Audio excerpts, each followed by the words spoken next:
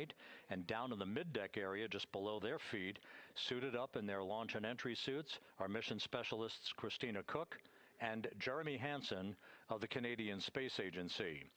A number of milestones yet to unfold before splashdown just over an hour and a half from now. Earlier today, the crew woke up at about 10:35 a.m. Central Time. They completed the final major maneuver of the flight, that being the return trajectory correction 3 burn. It was an 8-second burn that fine-tuned its trajectory to enter a corridor over the Pacific Ocean a short time from now. That will be the point of entry interface, where the crew will reach the first traces of Earth's atmosphere at an altitude of 400,000 feet. The crew moved into its entry checklist just after 4 p.m. Central Time, suited up in those launch and entry suits, conducted leak checks, and now are in the final stages of their entry checklist. Instruction 115 of entry checklist. FM separation ATP is go. In those launch and entry suits, conducted leak checks, and now are in the final stages of their entry checklist. The next major milestone on the route home. And they're working on EBS and then seating up. Houston copies. We copy. Thanks for the status. On the route home. Jackie Mahaffey talking to Reed Wiseman aboard Integrity. The spacecraft now about 12,000 nautical miles from the Earth's surface. The next major milestone on tap for the crew will be the crew, the handover of communications from the Deep Space Network to the Tracking and Data Relay Satellite System. The Deep Space Network came into play after the translunar injection burn back on April 2nd that propelled Integrity toward its lunar flyby. We'll be back on the TDRS network here in about 41 minutes. Following that, the next activity will be the pyrotechnic separation of the crew module from the European service module. That is scheduled at 6:33 p.m. Central Time, followed 4 minutes later by one final critical maneuver. That will be a 19-second burn of Integrity's thrusters in what is called the crew module raise burn. Now, what that does is it basically acts, if you were sitting in a reclining chair, you'd basically tilt yourself back. It raises the aft end of Integrity ever so slightly, and that is the final opportunity for us to fine-tune the angle of attack of Integrity through the area of peak heating at entry interface. That will come a bit later on, about an hour and 18 minutes from now. So after the raise burn, we will be in the final orientation that will minimize any peak heating on the heat shield of Integrity, and prior to the time the crew enters the Earth's atmosphere at an altitude of 400,000 feet. Entry interface. This is the critical time where the crew will reach the first traces of Earth's atmosphere at an altitude of 400,000 feet, traveling 34,882 feet per second. Just 24 seconds after entering the Earth's atmosphere, we will experience a communications blackout expected to last 6 minutes in duration. This is planned, and it is caused by the interaction of the velocity of Integrity with the friction of Earth's atmosphere. There will be a buildup of plasma around the vehicle, and that ionization will prevent any communications with the crew and any receipt of data by flight controllers here in Mission Control. That blackout is scheduled to begin at 6:53 and 54 seconds p.m. Central Time. Again, a 6-minute blackout that will end, if all goes as planned, at 6:59 and 55 seconds p.m. Central Time. At that point, we expect to regain communications with the crew and a reacquisition of data through the Tracking and Data Relay Satellite System. We will have a series of roll maneuvers. These are computer commanded. That will roll the vehicle slightly to the left, then back to the right. That will bleed off excess energy as we begin our peak period of velocity. We expect to reach a maximum velocity of 24,661.21 miles per hour, equivalent to about Mach 33 times the speed of sound, shortly after we enter that blackout period. Once we exit the blackout period, of course, we're in the denser regions of the Earth's atmosphere, and then we get set up for the parachute deployment sequence. First, the deployment of 3 forward bay cover chutes that will pull essentially the top forward bay cover off the very top of the Integrity vehicle. That will be followed by the deployment of drogue chutes, and then the final deployment of a series of 3 main parachutes at 7:04 and 44 seconds p.m. Central Time. From that point on, it is about 3 minutes or so until splashdown. Splashdown scheduled at 7:07 and 8 seconds p.m. Central Time at a gentle speed of 19 miles an hour. So just to give you some perspective, at the time that we enter the Earth's atmosphere, we're traveling somewhere around Mach 32. We will splash down at a speed of about 19 miles an hour. The G-forces that will build on the crew members inside Integrity will build to about 3.9 Gs. That is what is expected and what they have trained for and what the spacecraft is designed to support. To about 3.9 Gs. That is what is expected and what they have trained for and what the spacecraft is designed to support. To about 3.9 Gs. That is what is expected and what they have trained for and what the spacecraft is designed to support. To about 3.9 Gs. The latest weather forecast out in the recovery zone off the coast of San Diego is a go forecast from our meteorologists here at the Spaceflight Meteorology Group at the Johnson Space Center. And standing by on the deck of the USS John Murtha is my colleague from the Kennedy Space Center, Megan Cruz. Megan? Spaceflight Meteorology Group at the Johnson Space Center.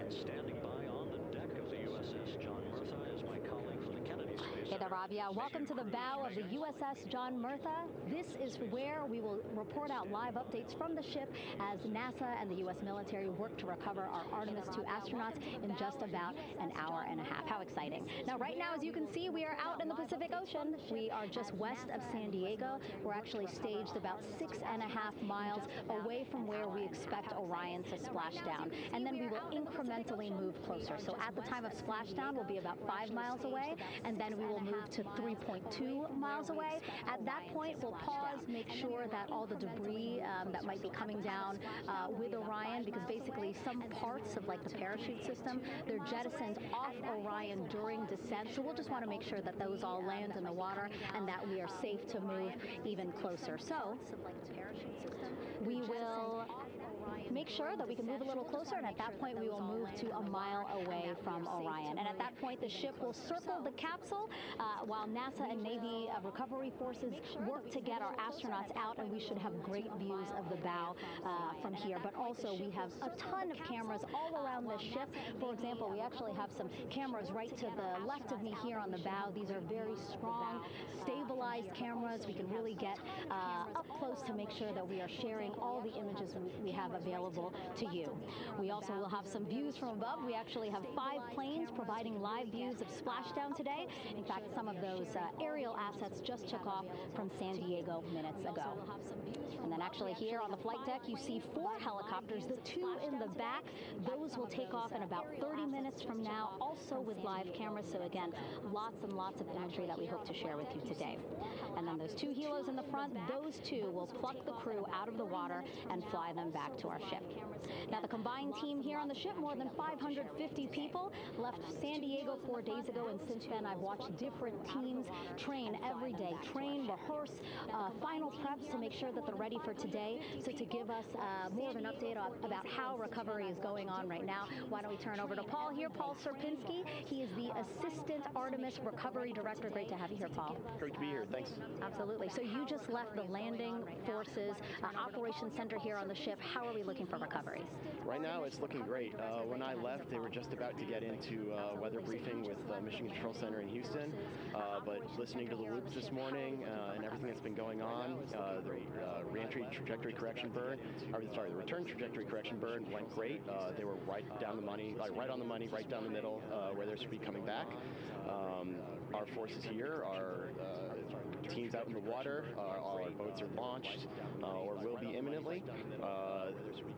So yeah, it's just coming along great. Yeah, yeah. It's really nice to see. We did see some of those boats float behind us. We were hoping to give you a live view, but of course they floated right out of the camera shot as you came to us. But so basically the team right now here on the ship, basically like monitoring mode, but really things will pick up about 15 minutes after splashdown.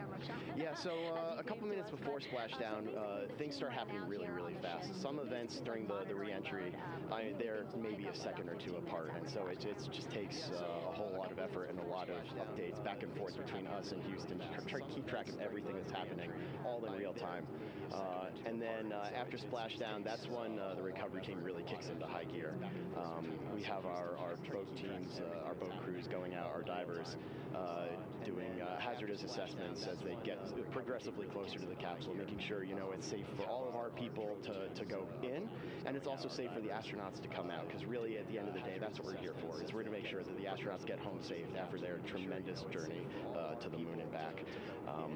But then also we have, like you mentioned on a minute ago, all of our imagery helicopters are taking imagery, camera shots of it as it's coming in all the way through splashdown. I mean, they'll see it as soon as it crosses the horizon, all the way to the ocean here. And then afterwards, we have to recover actually Orion to bring it into the well deck of the ship. Absolutely, yeah. And so once the astronauts are safe on board, then those same dive teams are going to transition into securing the capsule. They'll position some equipment around it to kind of facilitate that. The ship will move into position. We'll attach a really big winch line to it, and then a bunch of tendon lines. We'll pull the capsule around behind the ship and then start to slowly bring it in. And then, Orion comes in, goes hard down, and everyone cheers. Yeah, great day, exactly. Lots to coordinate, a lot to manage. Basically, planning for this recovery, Artemis II recovery, started a month after Artemis I launched. That was the uncrewed test flight of the Space Launch System rocket, as well as the Orion spacecraft. That was November 2022, a month later, all the planning for this. How does it feel to be so close to welcoming our friends, our astronauts home? For the whole team, I walked around the ship this morning, just kind of visiting with a lot of people, a lot of groups, and just kind of get the feel of them. And everyone has that same kind of mentality. Everyone's excited, everyone's thrilled to see all that work that we've been doing, like you said, for the last 3 years, since right after the last one came back till now. And some people even further back, some of them go back a decade or more. So everyone is just excited, and they're ready. They're really ready for this, and just to be able to see our crew come back, that's going to be a thrill for everyone. How are you feeling? Are you ready? Is this something you ever thought you'd be doing? I'm ready. I'm excited. This has been the pinnacle of my career so far. It really has. I've seen a lot of firsts, a lot of lasts, but I can't think of ever topping seeing the first crew to go to the moon and back in 50 years, and to be here and be a part of that. And it's just a tremendous privilege. And on behalf of the whole team, I'm thrilled, and so are all of us. We're ready. Yeah, I definitely think that those words really embody how everybody on the ship is feeling. So thank you so much, Paul. I appreciate you being here. And so, Rob, we'll toss it back to you again. We will continue to join you with live updates from the ship as much as possible. Really embody how everybody on the ship is feeling. So thank you so much, Paul. I appreciate you being here. Thank you, Megan. Back here at the Johnson Space Center, the entry team of flight controllers looking over the shoulders of Reed Wiseman and Victor Glover there on the flight deck of Integrity, and again, just below their feet in the mid-deck area, if you will, Christina Cook and Jeremy Hansen of the Canadian Space Agency. They're in the final review of their entry procedures and all of the activities that will follow here very shortly in trip hammer fashion. We should note that after splashdown occurs, the flight control team here in Houston will be monitoring the orientation of the Integrity spacecraft. We are expecting it to splash down upright in what is called the Stable 1 configuration, with the top of the spacecraft pointed upward. Stable 2 would indicate that it is upside down in the water. Regardless of the orientation, there will be 5 inflatable airbags called the CMOOS system. That's the acronym for Crew Module Uprighting System. Regardless of the orientation, there will be 5 inflatable airbags called the CMOOS system. That's the acronym for Crew Module Uprighting. Reed Wiseman acknowledging that the final steps in suit donning are now complete for the crew. Leak checks have been completed earlier. The CMOOS system, those 5 inflatable airbags, will be inflated with helium Those airbags will ensure that the vehicle remains upright. While that activity is going on, the flight control team here will be checking the systems on integrity, also making sure that there's no leakage of toxic gas from the spacecraft. It should take about 15 minutes from splashdown to the power down of all of the systems on integrity, and at that point, assuming everything is in a nominal fashion, then the green light will be given for the Navy recovery teams to begin to make their way closer to integrity, to begin the erection of a large inflatable life raft called a front porch that will be buttressed up alongside the hatchway to the spacecraft. That life raft will be used to bring the crew members out of this vehicle once the hatch is open, one by one. They'll get their land legs back after 9 days of weightlessness before they are put in harnesses to be hoisted one by one in sequential fashion and in alternating fashion to the two hovering Navy helicopters overhead. Harnesses to be hoisted one by one in sequential fashion and in alternating fashion to the two hovering Navy helicopters connecting umbilicals. We're going to be stepping into leak check soon. 1 and 2 will be seated. 3 and 4 will be free float, and we'll configure EPROC accordingly. C3 and 4 connecting umbilicals. We're going to be stepping into leak check soon.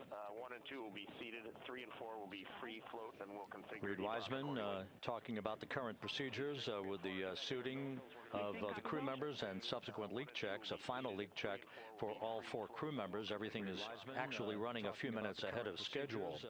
So once the life raft is inflated next to the Integrity spacecraft and the recovery teams have arrived alongside of the vehicle, the hatch will be open and the crew members will be brought outside into that front porch, as it is called, one by one. They then will be hoisted into the hovering helos overhead, and those helos then will turn around once the 4 crew members are on board, 2 for each helicopter, and will head back to the ship. That should be about a 10 to 15 minute transit. Once the helicopters land on the deck of the USS John Murtha, the crew members will be exiting those helicopters and brought into medical bay on the deck on the ship itself for comprehensive medical exams. They will spend a period of time yet to be determined on board the USS John Murtha before they are flown by helicopter to the shore in San Diego, to the San Diego Naval Air Station, and ultimately will board a NASA jet for the flight back to the Johnson Space Center here in Houston. Just to recap some of the key times that are coming up. We are expecting the separation of the crew module from the service module just 43 minutes from now. That is expected to occur at 6:33 p.m. Central Time, 7:33 p.m. Eastern Time. That will be followed just 4 minutes later by the crew module raise burn, the use of Integrity's thrusters one final time in a 19-second burn to slightly tilt the vehicle up into the correct orientation or angle of attack to ensure that it enters the Earth's atmosphere at the right angle, if you will. That will help deflect the buildup of heat against Integrity's heat shield. This was a deliberate move, a change in the procedures from the Artemis I mission that resulted in unexpected char loss on the aft-coat heat shield that had not been intended based on the entry trajectory for the Artemis I mission. What we're doing is we deliberately changed the trajectory of the entry from a skip entry that was about a 3,000-mile transit across the Pacific Ocean. We are expecting now from entry interface to the point of splashdown to have a range of just 1,701 nautical miles, and that in of itself will reduce the exposure time of heating on the heat shield of the spacecraft. Once the raise burn is complete, then the stage is set for entry interface at 6:53 and 31 seconds p.m. Central Time. That means that Integrity will be entering the Earth's atmosphere at an altitude of 400,000 feet, traveling at about 34,882 feet per second, heading for its splashdown site off the coast of San Diego, as you just heard from Megan Cruz on the deck of the USS John Murtha. Splashdown once again under those three main parachutes is expected at 7:07 and 8 seconds p.m. Central Time, 5:07 p.m. Pacific Time, 2.5 hours before sunset. The actual total distance traveled for Integrity from launch to splashdown is estimated at 694,481 statute miles. Now that includes the first high elliptical Earth orbit following launch that enabled Integrity to move to 43,000 miles above the Earth at its apogee, and enabling a 24-hour period of systems checkout before the flight control team here and the mission management team gave approval for Integrity to conduct its translunar injection that propelled it on its way to the moon and its historic lunar flyby. So the total distance we expect this vehicle to have traveled at splashdown, 694,481 statute miles. So the total distance we expect this vehicle to have traveled at splashdown, 694,481 statute miles. So the total distance we expect this vehicle to have traveled at splashdown, 694,481. With everything proceeding on track and on time aboard Integrity, the vehicle system's in excellent shape as the Earth grows larger in the field of view. Let's go back to the USS John Murtha and Megan Cruz, who is standing by. The vehicle system's in excellent shape as the Earth grows larger in the field of view. Let's go back to the USS John Murtha. Hey, yeah, Rob, welcome back. Again, we are out in the Pacific Ocean, staged just about 6.5 miles from where we expect Orion to splash down now in just over an hour. How exciting, and the weather, awesome conditions here. I know you see some wind blowing around my hair, but really nothing to speak of when it comes to having to recover our astronauts, as well as no waves here, really. So yeah, we're expecting a really great day. Also, hopefully, some really great views. You can see behind me that some of the clouds are starting to break up, so that's really exciting. And now, of course, this ship has a lot of people ready and excited to welcome our crew back home, including Dr. Rick Schuring here. He is a NASA flight surgeon. Great to have you here, Rick. You too, Megan. It is a blessing to be out here this day with our teams. We've trained 3 years for this nonstop with the U.S. Navy, and along with EGS, and we so look forward to this day. And you know, just by God's grace, everything's parting, the skies and everything. The crew's doing great. Looking forward to coming back, and our teams are ready. So this is one of those days you've dreamt about, and now it's finally here, and we're ready, and just thankful to be a part of it. Yeah, and you play a really integral role. When was the last time you spoke to the crew, and how are they feeling in this last hour before splashdown? Sure. Yeah, so the crew woke up. When they splashed down, they were woken up about 8.5 hours ago. Me and my fellow crew surgeons, Doctors Chris Haas and Rafi Kumjian from the Canadian Space Agency, spoke with them about 6.5 hours ago, just to double check on how they were doing, if there's any medical issues, you know, how they slept, and then kind of go over their landing day protocol for their medications, for what we call a fluid load, to try to replace some of the fluid and electrolytes that they've lost with just a normal space adaptation. Once they got to space, they kind of have to replace some of that fluid to help them with the whole landing kind of readaptation to 1G, which they haven't done for the last 10 days. And then just kind of let them know how things are going to play out, you know, out with the open water teams all the way until we finally get to the med deck. So they were very pumped up, very hurried though. They had a lot of cabin configuration, a lot of things to get ready. So they're excited, but also very focused on the job that they had to do. So like again, we've trained a long time for this, and we're ready. And you said some medications. I mean, those are kind of just to mitigate the effects of, obviously, their more than 695,000 mile journey back to Earth.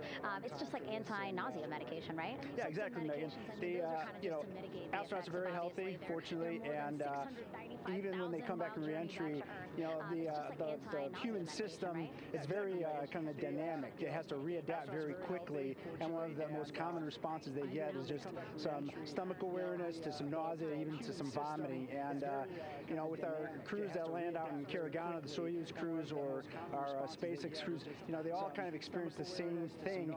This will be the first time we're landing in water since December 1972, too. And I worked with all the Apollo astronauts years ago, and they all told me that, you know, landing in the water, especially in the Pacific, can be very provocative. So we take steps to give them medicines to really mitigate some of that nausea, vomiting, help them feel a little bit better, and also sometimes just use a little anti-inflammatory medicine just to help with coming back to 1 Earth, or 1G. The effects of microgravity, especially as you age and you have arthritis, you feel great microgravity, and everyone kind of curses coming back to the ground like, oh, dang, 1G, but so that helps a little bit. But for the most part, the main thing is just replacing that fluid and then trying to help them with that transition back to 1G, and then we're ready to go. Yeah, and their health is assessed almost immediately after they splash down. Yeah, so we have Dr. Jesse Wang, and we have our independent duty corpsmen, who are the Navy Virgin and paramedics, extremely highly trained, highly experienced Navy medics and divers who will go out there, open the capsule about 25, 28 minutes after splashdown and do the first initial assessment. So Jesse and his team will go out there and look at each crew, kind of do their assessments, get vital signs, report back to Drs. Haas and Kumji and I back in the med bay, let them know how they're doing, and then you know, if they've got the normal kind of space adaptation kind of things, we expect that they're good to go on that. If anything, you know, didn't go the way we want, they're all prepared for that as well. And Jesse and his team, I mean, you know, this is a full-time job taking care of, you know, sailors and folks who might be injured. We don't expect any injuries, but coming back, you know, going 25,000 miles an hour down to, you know, 20, you know, miles an hour is still a dynamic process. I've heard it described as, you know, kind of like a car crash. And then the crew will be ready to go, and Jesse and his team will make that transition to get them out to the front porch, do assessments on them again, call it to our med bay, and then once we have that and they're all good to go and the crew's feeling okay, we'll hoist them up in the helos. It's about a 3-minute flight back to the flight deck, and that's where me and the astronaut chief, Scott Tingle, will actually meet them. I'll get eyes on them, make sure they're all good, just take very slow transitions, and then one by one we'll either get them out with the SMTs, the SAR med techs, under each arm, just, you know, kind of just walking very slowly to med bay, which actually helps them acclimate back to 1G. Or if they really don't have their sea legs back yet, then we might put them in what we call a stair chair, which will be right behind them, and then just very slowly kind of get them back into med bay to start our full assessments with the team. Yeah, so a really great team here to support them as soon as they get back, and also all throughout the mission, of course. You talked a little bit about this, but obviously, you know, we have seen astronauts return from the International Space Station for over 25 years, so we kind of know that that journey, how it affects the body. But yes, we're talking about humans returning from the moon for the first time since 1972. How is this different from your perspective? So it's different in one very significant respect. With on Apollo, for exercise, they had something called the Apollo Exergenia, which was basically just a little canister with some ropes, and they would have some resistance and kind of do that. And the Apollo astronauts really liked that. They liked the ability to exercise, because you decondition from a musculoskeletal standpoint, you lose your strength and your stamina very quickly. We had something called the Orion flywheel, which was able to impart much greater loads in terms of resistance, so they're able to do squats, deadlifts, different things, not dissimilar to what the ISS astronauts do, but with a lot less room to do it. And they also did rowing activities for cardiovascular health, and the crews loved it. But for the lunar crews, the future lunar crews, maintaining that physical conditioning, which our astronaut strength conditioning rehabilitation specialists, affectionately known as the ACERs, back in Houston, really work hard to get them in the best shape they're going to, you know, have to be in to get to the moon. That device hopefully will maintain that. And Apollo only had about a 4.3-day journey to the moon. Our astronauts are going to have about a 10 to 14-day journey. So maintaining that physical fitness, that strength and stamina is going to be crucial for the success of being able to do those very physically demanding lunar EVAs. So we're very excited about what the astronauts have said about the device and what they have to say about the role exercise plays, you know, going to the moon. And also the mental benefit. They just really like sweating, breaking the sweat, and actually just feeling like, you know, they're just getting a workout. So thank you so much, Rick. I really appreciate it. I know they're going to be in good hands, so we'll let you get back to it. Thank you so much. Thanks for the time. Back to you, Rob. Okay, Megan, back here in Mission Control in Houston, everything is moving along in order. This view of Reed Wiseman on the left, Victor Glover on the right. We have good suit leak checks. Everything aboard integrity is in excellent shape. The vehicle, with the Earth growing larger and larger in the field of view, we're now just about 8,200 nautical miles away from Earth. and closing in for a splashdown just 1 hour and 5 minutes from now. Victor Glover on the right. We have good suit leak checks. Everything aboard Integrity is in excellent shape. Integrity, just under a minute till your GPS maneuver initiates, and both GPS units look eager to acquire. And closing in for a splashdown just 1 hour and 5 minutes. Outstanding. Seats 3 and 4 are working on seat strap in now. Suit leak checks. Everything aboard Integrity. Houston copy. Integrity, just under a minute. Once again, as we start to close in on some of the major milestones, so the first one coming up in just 31 minutes. And Integrity just confirming the LCG gas trap was able to be closed out. Seat strap in now. Affirmative. Houston copy. Integrity, copy. Under a minute. Crew module, service module separation scheduled just 31 minutes from now. The key point of interest, of course, will be the performance of Integrity's heat shield during its high-speed entry back into Earth and the peak heating that is expected around the spacecraft of some 4,000 to 5,000 degrees Fahrenheit. On Artemis I, as I think most folks know by now, we flew a trajectory known as a skip entry, in which we performed an initial dip into the atmosphere to bleed off some energy. Then we skipped out of the atmosphere and dipped back into the atmosphere before splashing down in the Pacific. But after the mission was over with, we noticed unexpected liberation of some of the charring effects on the heat shield known as AVCOAT. Before the flight, we had an opportunity to sit down and talk with Entry Flight Director Rick Henfling to get a perspective on what this all means and how the mission was redesigned to try to protect Integrity's heat shield to a higher extent. Let's take a look at that interview. Returning from the moon is a lot different than deorbiting from low Earth orbit. When we return from the moon, we expect to achieve velocities upwards of 36,000 feet per second. And in order to slow down to a nice, graceful splashdown in the Pacific Ocean, the flight crew is going to experience between 3 and 4 times the force of Earth's gravity. On Artemis I, pressure buildup inside the char layer of the heat shield resulted in the char losses we saw. NASA established a Tiger team whose job was to investigate the cause of the problem and then make recommendations on how to fly the Artemis II mission safely and successfully. And so for Artemis II, we are going to fly a profile that ensures the spacecraft will not see that same type of pressure profile.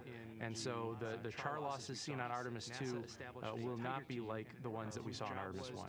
Investigate the cause of the problem and then make recommendations on how to. Rick Henfling indicated that the orientation of the spacecraft and the shortening of the distance of transit to the splashdown zone from the point of entry interface when we reach the top of the Earth's atmosphere, which will be coming up at 6:53 and 30 seconds p.m. Central Time, should do the trick in minimizing the deleterious forces against that heat shield that were noticed on the Artemis I mission. We see a beautiful sunrise over the west coast of Australia.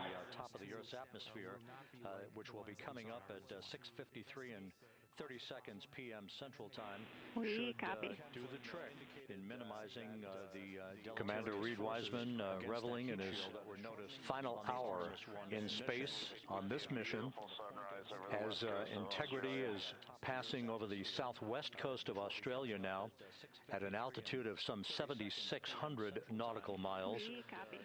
That will begin the southwest and northeasterly transit across the Pacific Ocean. Let's talk a little bit more about some of the highlights and some of the numbers associated with the points of interest here.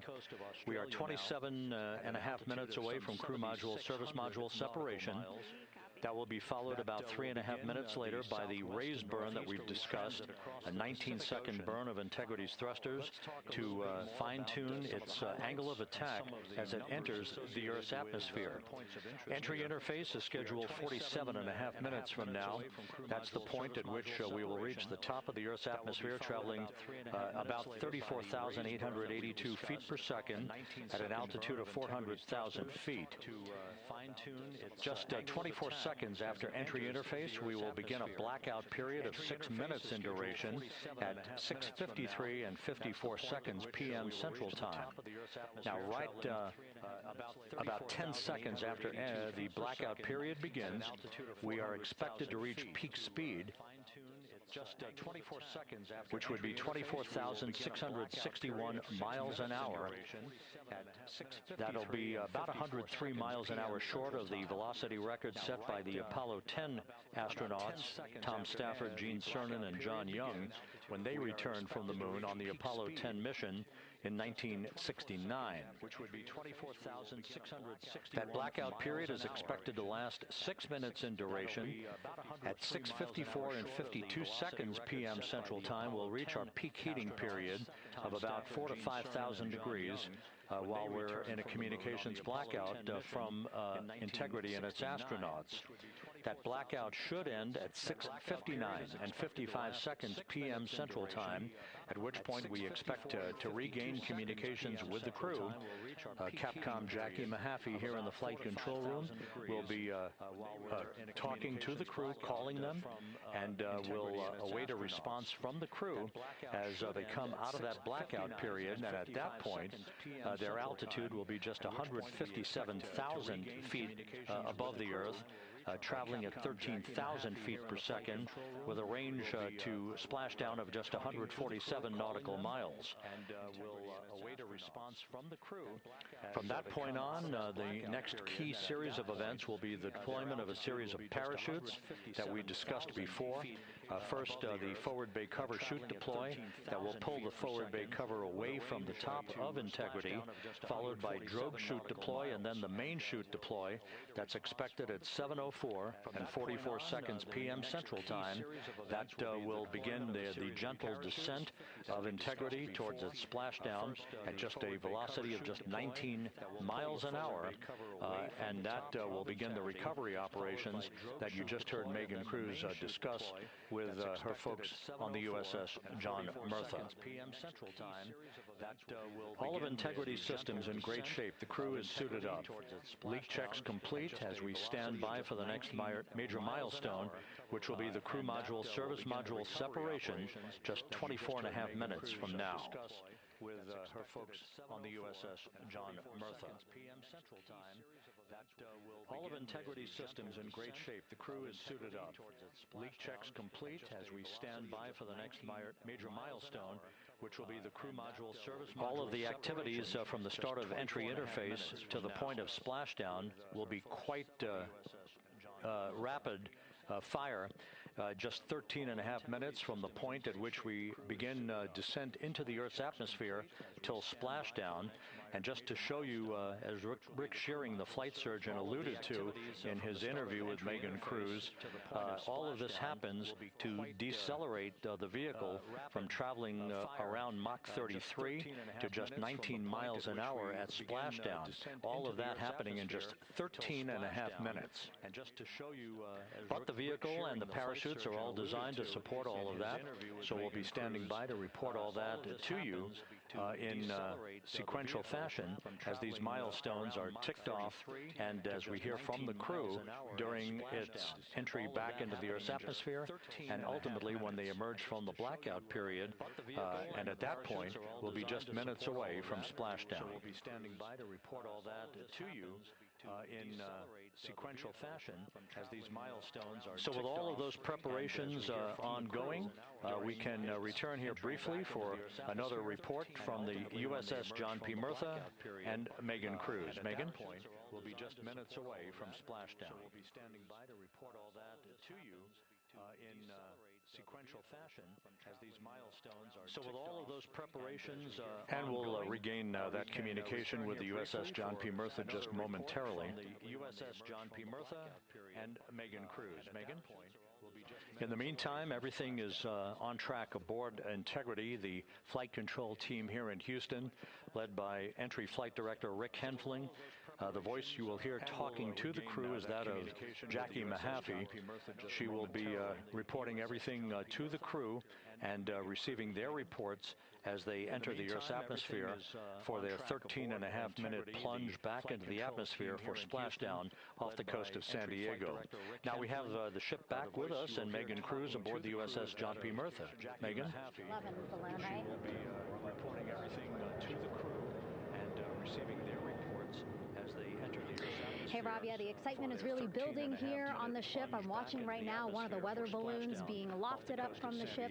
Again, weather balloons very important for us to make sure that we are tracking the right kind of weather and also the data that's needed for what's called our Sasquatch team. Again, it's a team out of NASA that basically makes sure that the debris that comes off of Orion, again, some of those pieces of the parachute system, make sure that they don't fall on us here in the sea, and also our aerial assets, our folks in helicopters. So watching that float away right now. But with me right now is Captain Eric Kenny. He's the commanding officer of the John P. Murtha naval ship. Thank you so much for being here. There are so many moving parts that you have to keep an eye on. That's absolutely right, yeah. But first of all, on behalf of the crew of USS John P. Murtha, Megan, thanks for having me on today. Happy to tell you what we're doing and excited to get the interview started. Yeah, absolutely. Why don't we actually take a look at the flight deck here? We'll start there. Basically, we also, while watching this weather balloon float away, we notice all 4 helicopters leave the flight deck. We now have an empty flight deck. We had 2 imagery helos as well as the 2 crew helicopters that will go recover the crew. This is just one of the many things that, again, our ship of 550 people, it's something that you oversee as commanding officer. Yeah, absolutely. Every commanding officer, I would say really every naval service member, our priority is always safety. And as the commanding officer, I take that as one of my primary roles here on board. Mission accomplishment is important, safety always. So my day really has, I would say my message to the crew has sort of changed over the past 24 hours. As we're leading up to today, we've been building up the excitement and motivating the team for the training that we've executed. But really over the past 24 hours, now I'm trying to get us to slow down a little bit. Trust our training, right? Don't believe all the hype. Don't believe everything that's going on. Just let's trust what we've done to get to this point, and if we do that, we'll be successful today. And also part of the big success is obviously the coordination between NASA and the U.S. military. How does it feel being able to support the human space program we have? Yeah, I mean, since 1959 with Mercury, Gemini, Apollo, the history between NASA and the Navy has been in lockstep. But like any other skill, if you don't practice it regularly, that skill atrophies. So we've had a few decades off from that.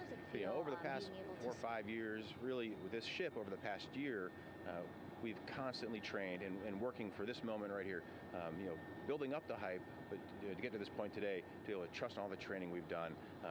We worked with, working with NASA, the Air Force, the medical team, dive team.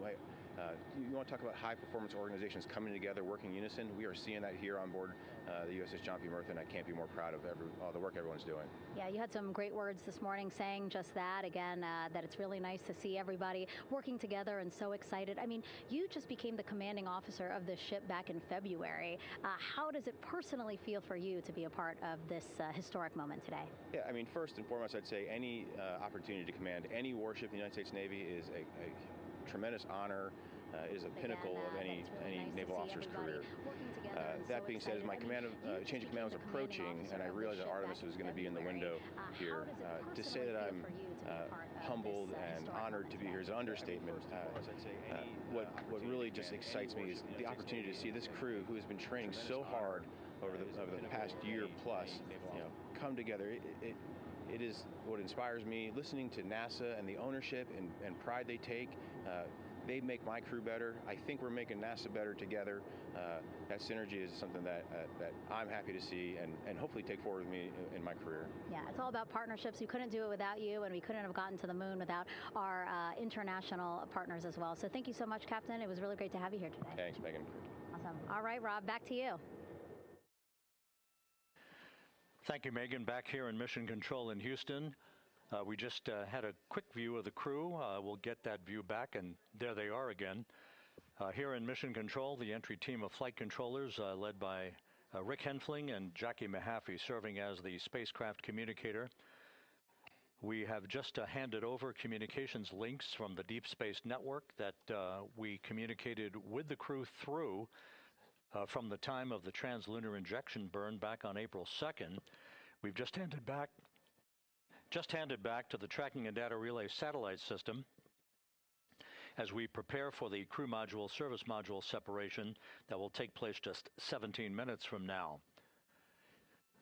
With the Earth looming in front of Integrity as it barrels back for a splashdown of the Pacific just 50 minutes from now, we're just 5,700 nautical miles from splashdown. Just one other quick note about the comparison from the Artemis I entry profile to the Artemis II entry profile and how that is serving as an extra layer of protection for Integrity's heat shield. The Artemis I entry had an entry range of some 3,178 nautical miles, a very long downtrack, and a very longer period of exposure to heat loads than we're experiencing tonight. It also had that skip entry profile that we discussed earlier, dipping into the Earth's atmosphere, then back out, then back in. It was about 20 minutes of exposure. Integrity, Houston, comm check on TDRS.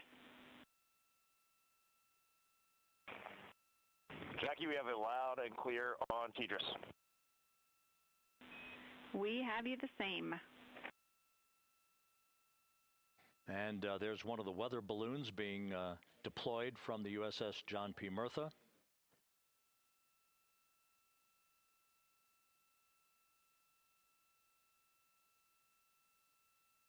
So the Artemis I entry had the vehicle. The update on GPS, we haven't seen it track in yet.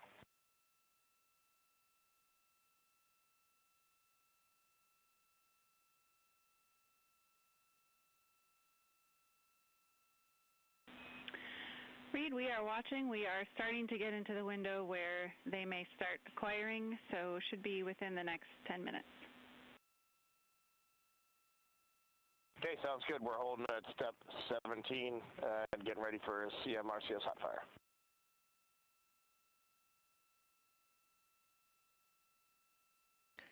And that exchange indicating that we are expecting to acquire data from the GPS system on board. That'll be a navigational tool that will basically tell Integrity's computers that they're on track down the center line of the corridor for the entry interface that will lead them to their splashdown point. Once again, the Artemis I entry exposed the heat shield for about 20 minutes of peak heating. For Artemis II, we're going to reach a downtrack distance of 1,701 nautical miles from the point of entry interface with just 14 minutes of duration, and it's basically a different angle of attack, a little bit steeper angle of attack that will protect the heat shield from excessive heat loads. So that is the difference between Artemis I and Artemis II, all designed into this mission to gather data, to protect the heat shield, since the Artemis III mission and beyond will have a different designed heat shield that will allow that skip entry type of profile to be resumed for all of the future missions coming back from the south pole of the moon when we initiate lunar landings. So we've handed over to the tracking and data relay satellite system. That's where we'll have communications for the rest of the flight. Just to give you some time hacks here, we're 13 and a half minutes away from crew module, service module separation, and just 17 minutes away from the raise burn, that 19-second firing of the thrusters that will basically be the final fine-tuning of the angle of attack for Integrity as it enters the Earth's atmosphere.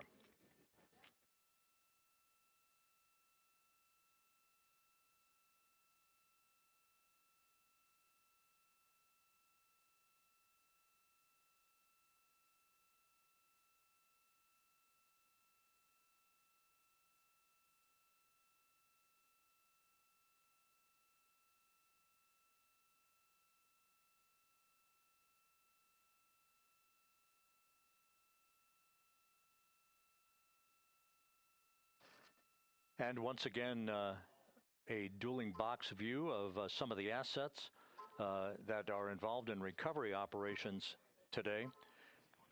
The Integrity, cabin configured, all crew suited and seated. Houston, copies. That confirmation from Reed Wiseman aboard Integrity. As you see The assets are being deployed to the splashdown zone.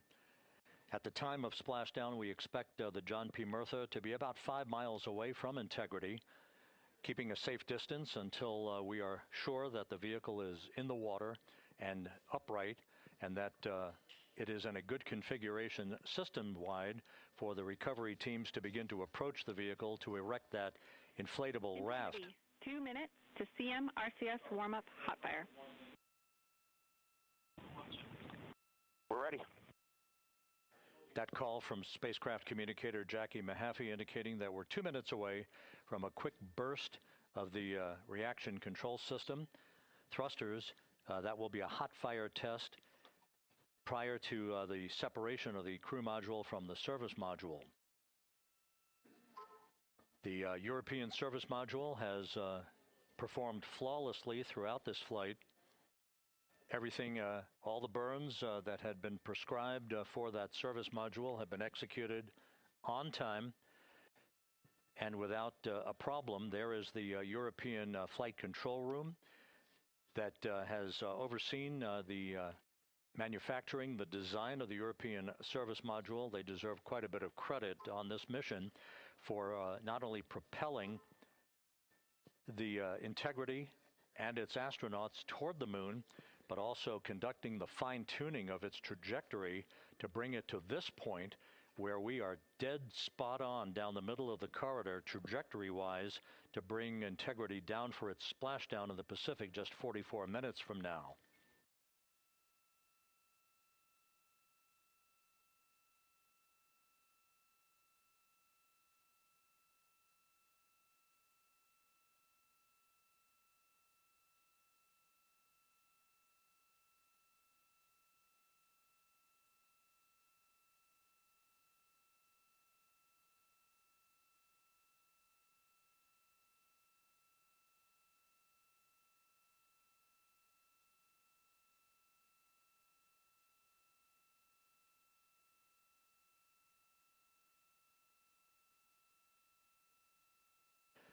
What you're looking at is a computer-generated visualization based on real-time telemetry from Integrity, currently traveling about 16,000 miles an hour.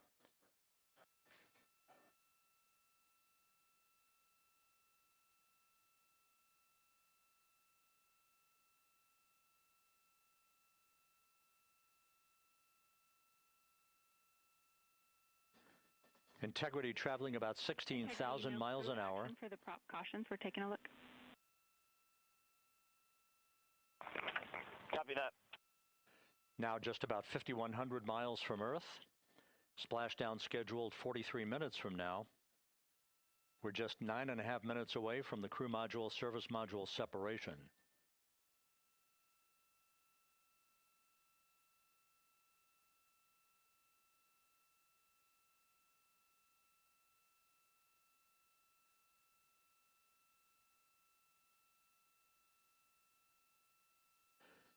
We are confirming. Integrity, we are assessing details, but so far looks like a good hot fire. Looks good on board, Jackie. Thank you. And Jackie Mahaffey took the words out of my mouth. I was just about to say that we had a good hot fire test of the thrusters in advance of the crew module service module separation that's coming up just 8.5 minutes from now. This will begin the period in which we will have rapid-fire succession of critical activities on board that will lead to entry interface just 28 minutes from now, where the vehicle will enter the Earth's atmosphere at an altitude of 400,000 feet.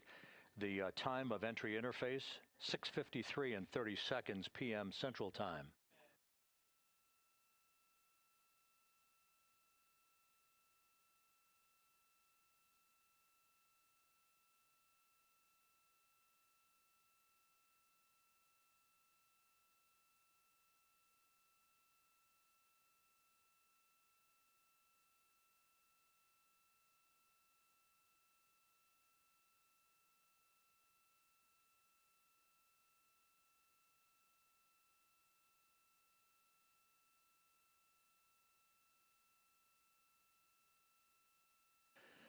Integrity's astronauts were awakened at mid-morning to begin their entry preparations. And propulsion officer now reports a good hot fire test in preparation for the crew module service module separation.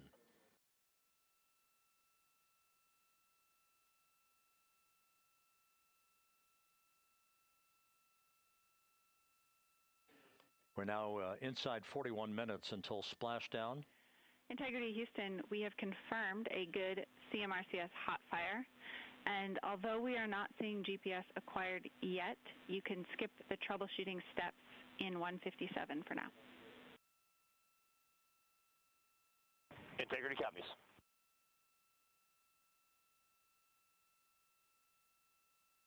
That GPS discussion indicating that we will be acquiring navigational data for Integrity through the Global Positioning System equipment on board.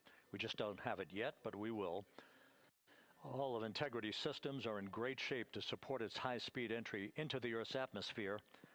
It, once again, will reach a peak speed of 24,661.21 miles an hour. Your call, GPS. We at least have GPS 1 looking good on board.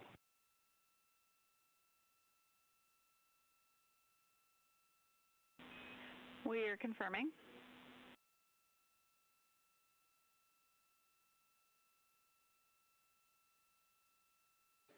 The Guidance, Navigation, and Control Officer here in Mission Control confirming that we have good lock on GPS data. We are on a communications link now through the Tracking and Data Relay satellite system. Now, following splashdown, we're going to lose that link and go to what's called a VLDR, a very low data rate communications link, so that we can talk to the crew inside Integrity as they are on the water. Integrity, confirm we do see good GPS.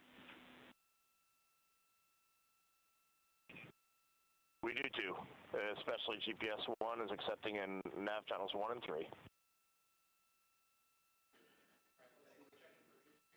That GPS data is basically telling Integrity's onboard computers its position relative to the Earth, but its trajectory and its orientation according to flight dynamics and the Guidance, Navigation, and Control Officer is spot on. We have now armed the pyros for the crew module service module separation coming up less than 5 minutes from now.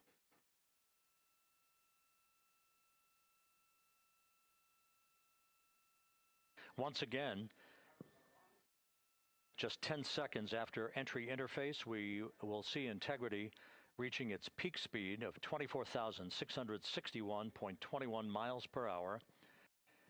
That will be just seconds before we begin a 6-minute blackout period. Integrity Houston, your vehicle is in a good config for CM-SM SEP and go for CM raise.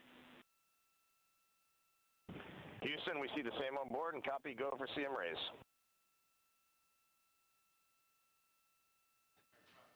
That CM raise referred to as the slight firing of 19 seconds by Integrity's thrusters with a change in velocity of 9.9 feet per second, a slight nudge of the aft end of the vehicle so that it's tilted a bit upward, providing the final angle of attack as the vehicle enters the Earth's atmosphere. This being the mitigating factor that will reduce heat loads on the heat shield as we reach a point downrange from the start of entry interface, some 1,701 nautical miles to the splashdown site.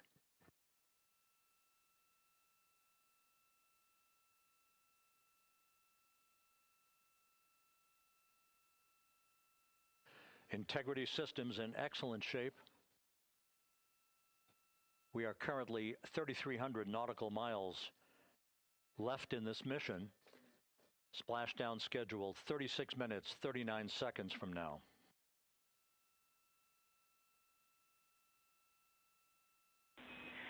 Integrity Houston, for the 2 enabled prop cautions, what happened is while the thrusters were firing, multiple pressure sensors on each of the strings diverged a bit from each other. Those limits look to be set pretty tight. We think it could happen again when the thrusters fire in the future, so we are going to suppress those messages. We concur with suppress, not inhibit. Thank you. That exchange between Jackie Mahaffey, our Capcom for tonight, and Reed Wiseman aboard Integrity, indicating basically to ignore sensor data. All of Integrity's systems are in good shape.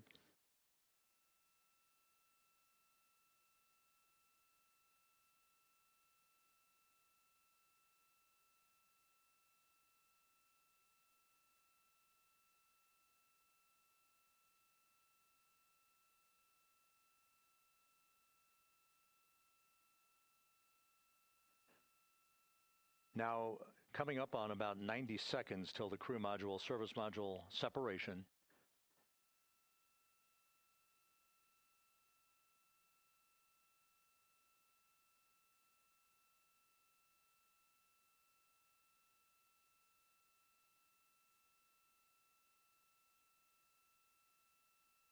All quiet here in Mission Control as we enter the most critical phase of the completion of this flight. All of the preparatory activities leading up to the vehicle entering the Earth's atmosphere just 21 minutes from now.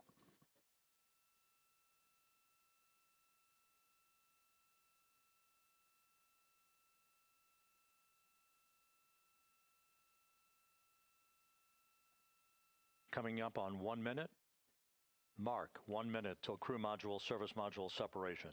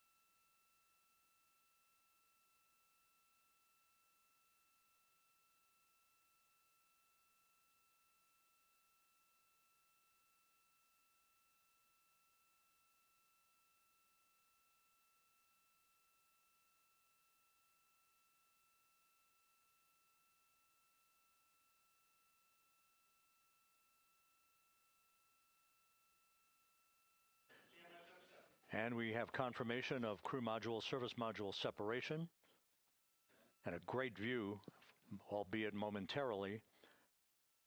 Houston, good step on board. Houston copies and concurs. The European service module now separated from Integrity, a job well done. Integrity, no action for the 4 CDH cautions. Those are SM related, not applicable. Integrity.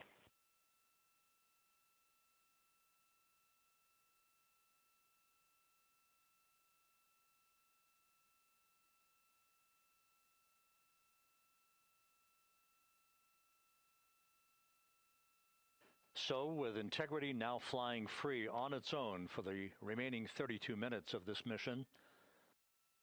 Next up, the raise burn, a 19-second firing of Integrity's thrusters. Good GPS 2.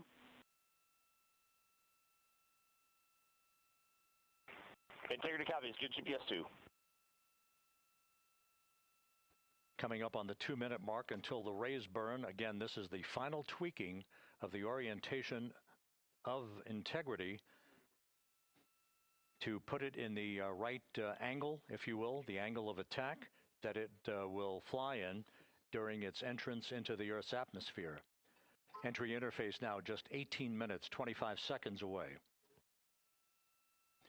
This is a visualization, but driven by real-time telemetry.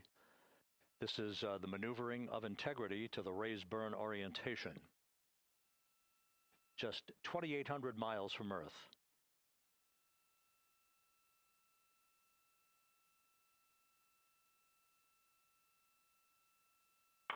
Houston, we got a great view of the European service module out the window with the sun hitting the side and the solar rays and the NASA worm right there. It's a beautiful looking machine. Roger.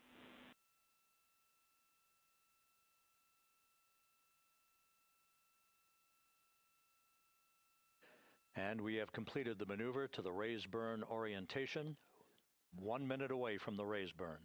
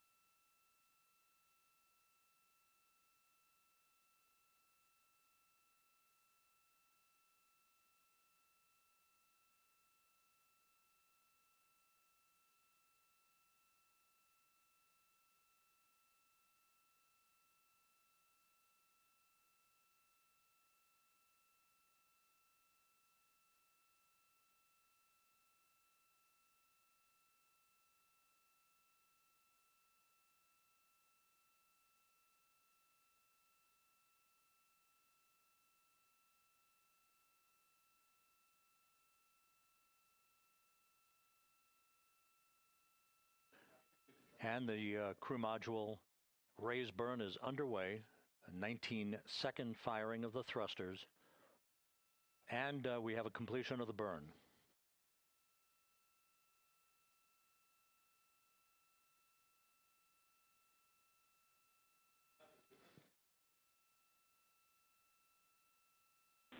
Integrity, good. CM raise burn. Your flight path angle is within limits.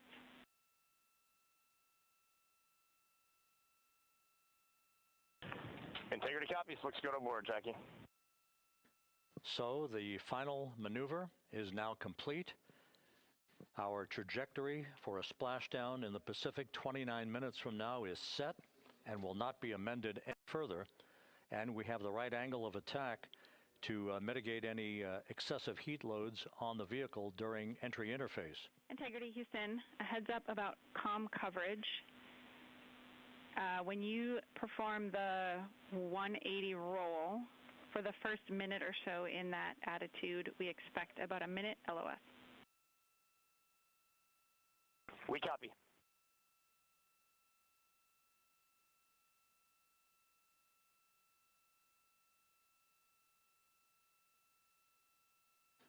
So for those who are watching the series of events coming up, we will enter the first traces of Earth's atmosphere 14 minutes, 45 seconds from now. 6:53 and 30 seconds is what is pegged for entry interface at an altitude of 400,000 feet, traveling at approximately 34,800 feet per second, range to touchdown or splashdown 1,701 nautical miles. 24 seconds after entry interface, we will enter a 6-minute blackout period in which we will lose communications with the crew. This is expected due to the buildup of plasma around the vehicle. That's an ionization effect due to the collision, if you will, of the velocity of the spacecraft with the friction of the Earth's atmosphere. That 6-minute blackout is expected to begin at 6:53 and 54 seconds p.m. Central Time. During that period of time, we will reach our peak speed of 24,661 miles per hour.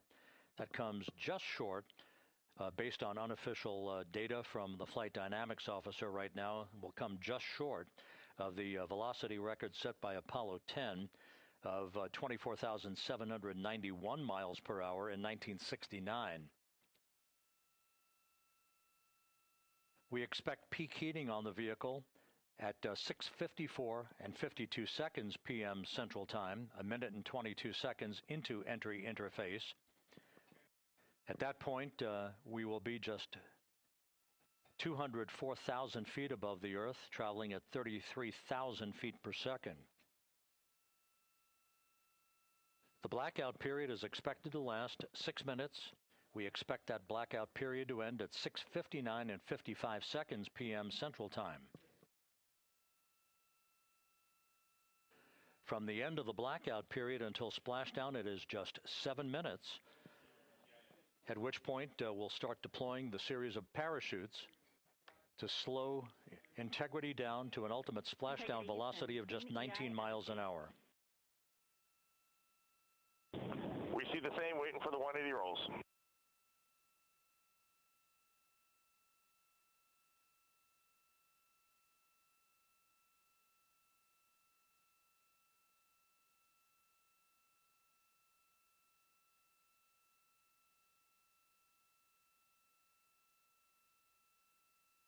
The parachute deployment sequence, once again, will come in several segments, but in rapid-fire succession. And we have a great view of the moon out window 2.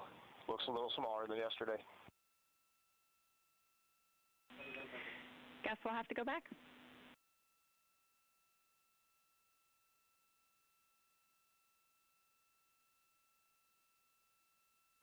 Reed Wiseman and Jackie Mahaffey exchanging discussion on a view of the moon that Integrity's astronauts are seeing in the final minutes of this mission that will be completed with splashdown just 25 minutes from now.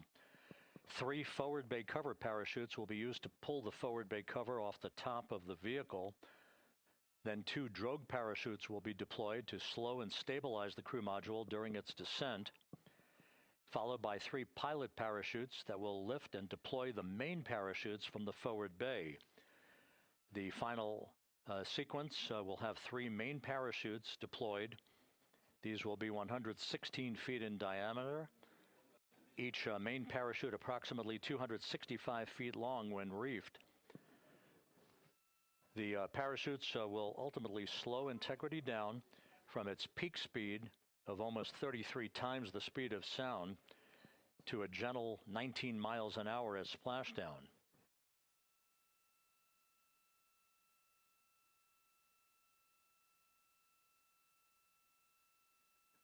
The vehicle is now currently in a roll to the proper attitude for entry interface.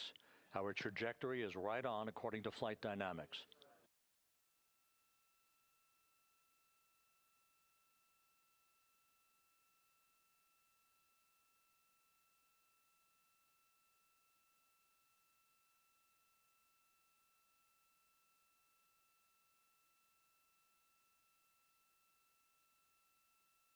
Integrity is on a trajectory from southwest and northeast across the Pacific Ocean, descending at a rate of 15,000 feet per second.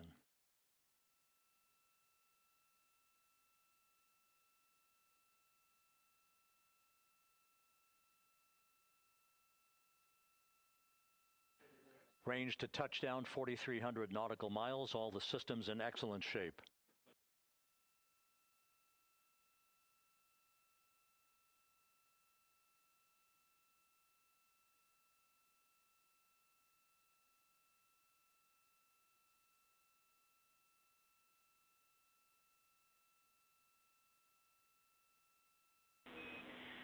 Integrity, Orion in the EI roll 180 attitude.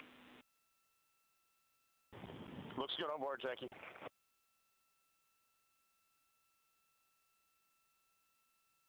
This view out of one of Integrity's windows. We had a call for 3 good baros. Those are barometric pressure sensors that feed altitude and rate of descent information to Integrity's computers that will trigger the parachute deployment sequence. We are less than 9 minutes away from entry interface, 22 minutes from splashdown.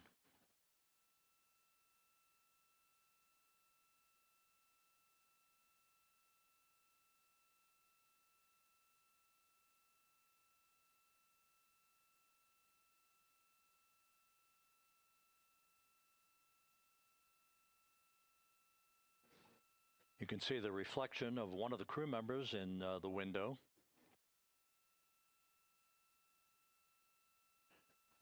Out in the Pacific, the weather conditions remain go. Just a few clouds, some scattered clouds, winds at 10 knots, wave heights just about 4 feet. A gentle day in the Pacific for the homecoming of Integrity's astronauts.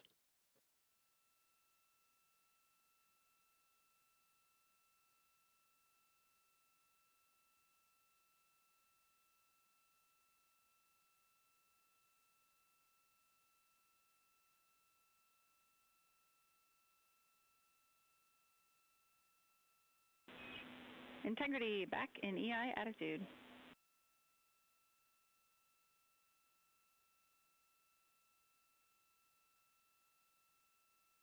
We see the same on board, Jackie.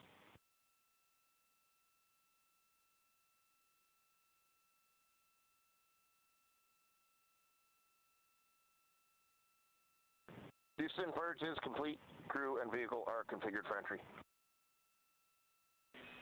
Houston copies. And we're in step 37, transferring nav state to BFS.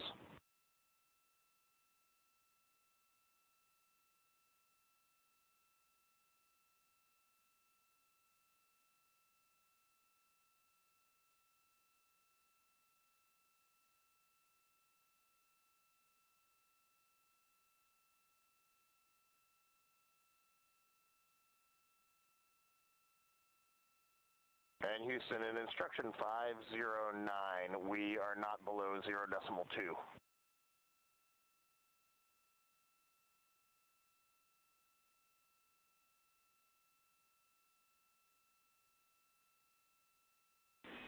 Integrity, no action required. Integrity.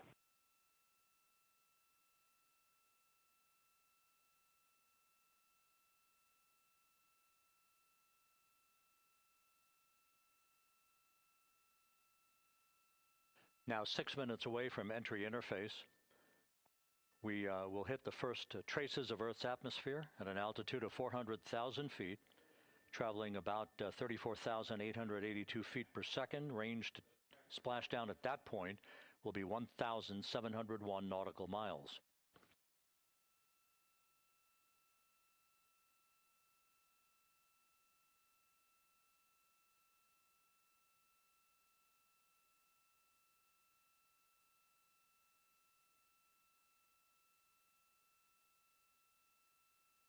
And once again, just a reminder, some 24 seconds after entry interface, we do expect to lose communications with the vehicle and the crew during a 6-minute blackout period when a plasma shield will build up around the spacecraft due to the ionization, due to heating effects.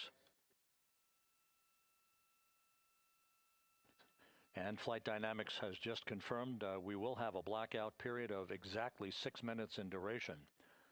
And once again, that's due to the fact that a plasma buildup around the vehicle will prevent communications and data, so we will not be able to talk to the crew members at that time, nor will we receive data here in the flight control room. Houston, everything is looking good on board. Just confirm no pre-EI downloads. Houston concurs. That blackout period to begin at 6:53 and 54 seconds p.m. Central Time, and again will last about 6 minutes in duration.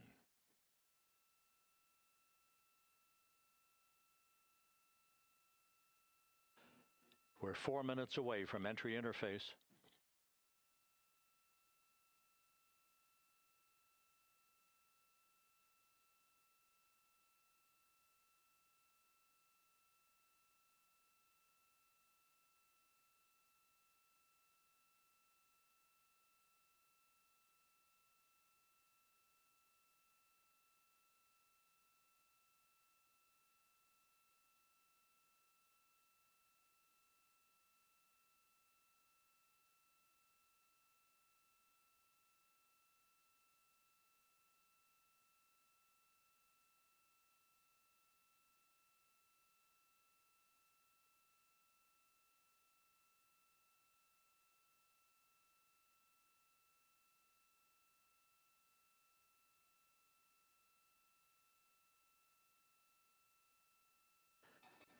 This view from Integrity as it crosses from southwest to northeast across the Pacific Ocean, 3 minutes from entry interface.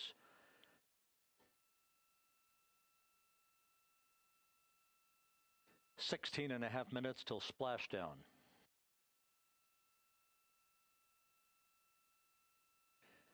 The USS John P. Murtha and the recovery team is on station and in position, as are the airborne imagery assets that we hope to receive imagery from as Artemis enters the Earth's atmosphere and through parachute deployment.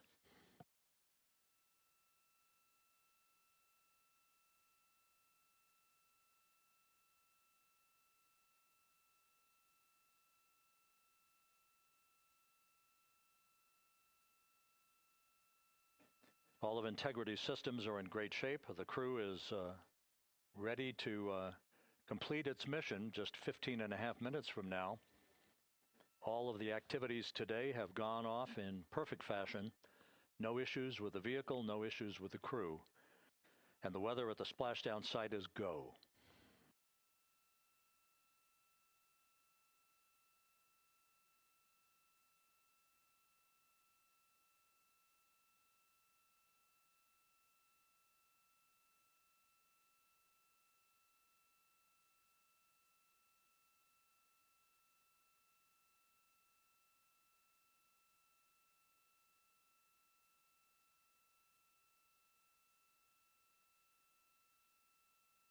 Coming up on 1 minute until entry interface.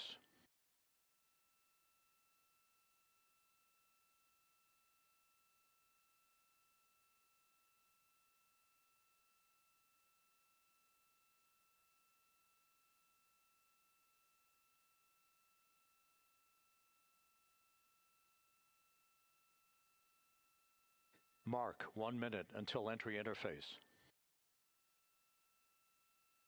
1 minute, 20 seconds until the expected start of our 6-minute blackout. Integrity, 1 minute to a 6-minute blackout. Integrity.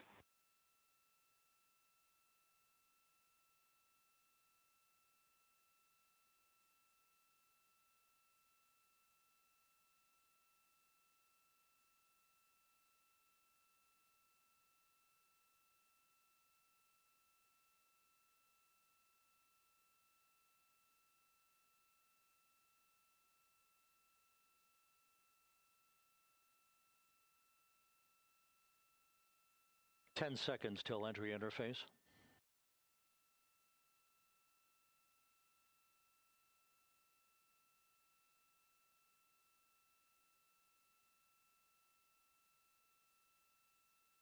And we have crossed the threshold, now entering the Earth's atmosphere. We're at 400,000 feet, traveling 34,800 feet per second.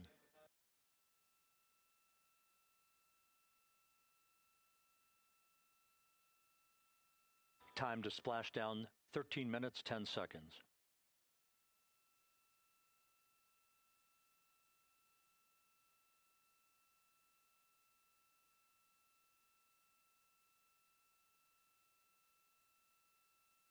And as predicted, we've entered our communications blackout. This will be a 6-minute blackout period. No voice, no data from the crew.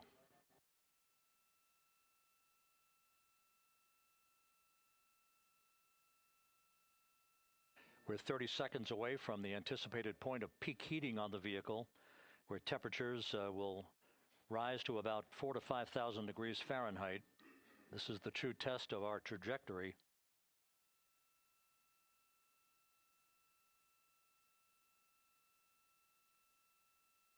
And from the G5 aircraft in the vicinity of the splashdown zone, this view of Integrity.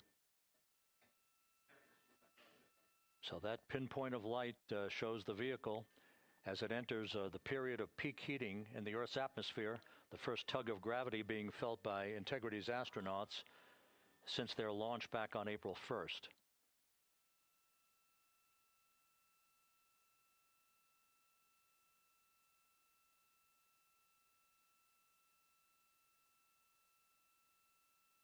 Four and a half minutes until the end of the blackout period.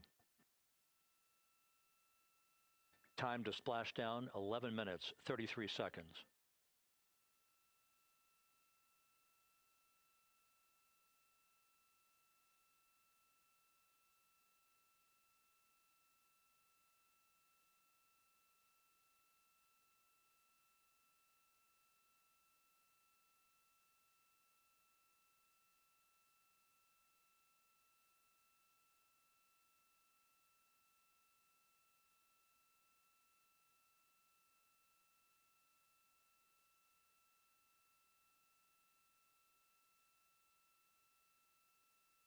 The landing and support officer reports that the P-3 has acquisition on Integrity.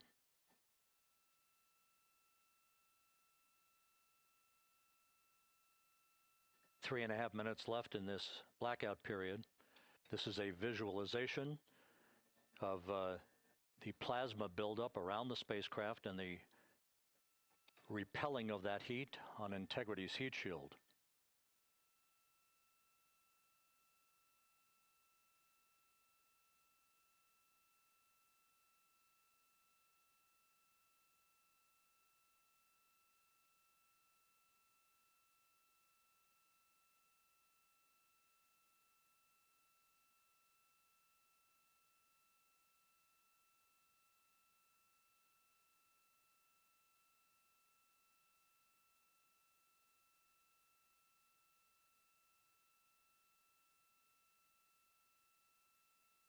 Flight Dynamics reports that airborne assets in the vicinity of the splashdown zone do have a visual on Integrity. Still 2 minutes and 40 seconds left in our blackout period. Time to splashdown, 9 minutes, 35 seconds.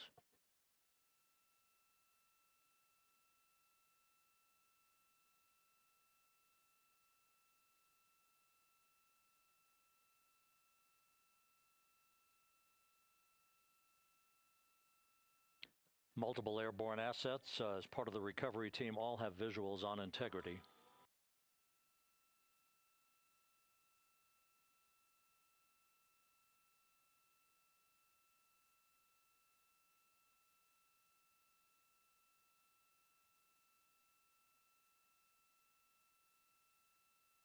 And the WB-57 flying in the splashdown zone also has a visual. And the Navy helos also have visuals.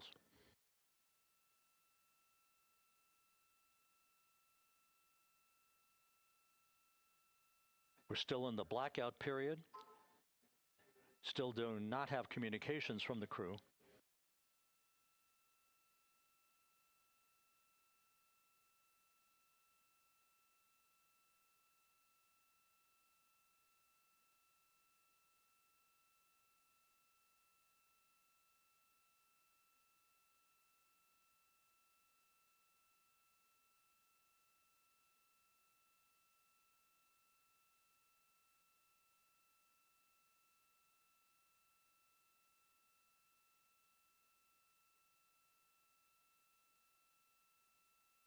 We're standing by for communications from the crew. We should be out of the blackout period less than a minute from now.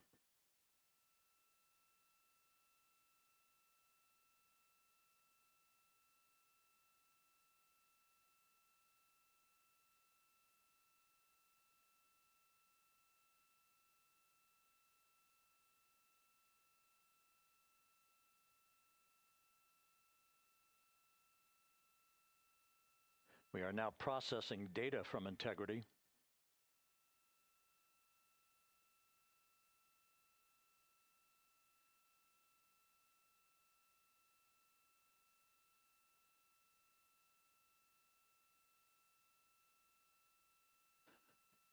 Landing and support officer reports the small boats are en route to the splashdown target zone.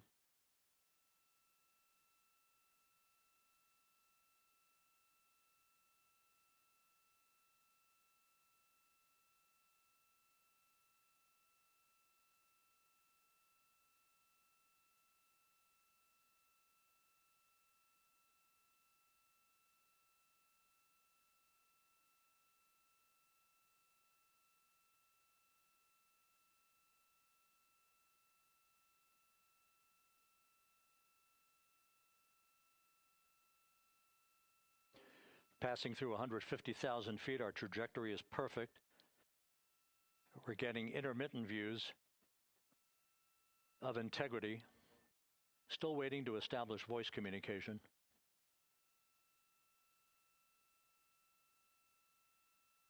Integrity, Houston, comm check, post-blackout. Houston, Integrity, we have you loud and clear. Your trajectory is nominal, and your recovery teams have visual. Guidance looks good. No action for the enabled internal camera controller fail. Big cheers from the viewing room here in Mission Control as voice communication reestablished with Commander Reed Wiseman. For America and a waiting world, Integrity is 5.5 minutes away from coming home.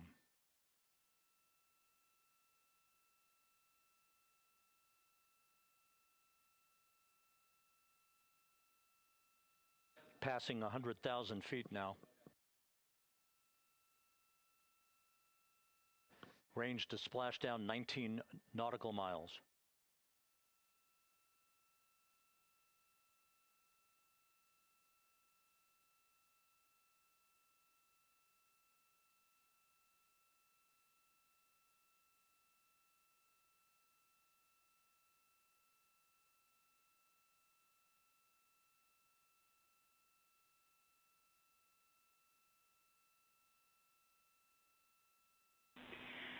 Integrity impact to the camera controller fail is no cab 1 views of the chutes.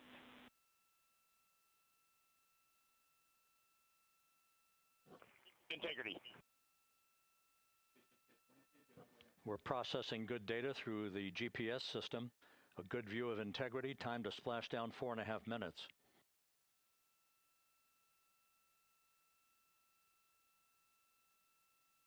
And a view of Integrity from the WB-57. We're at 50,000 feet.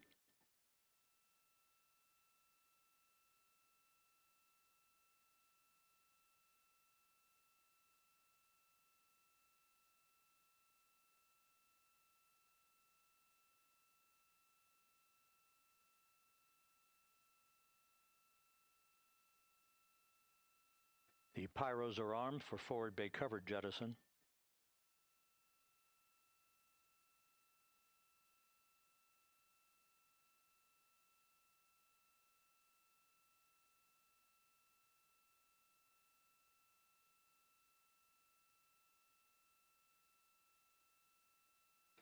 And there go the first series of parachutes. And we're on drogues.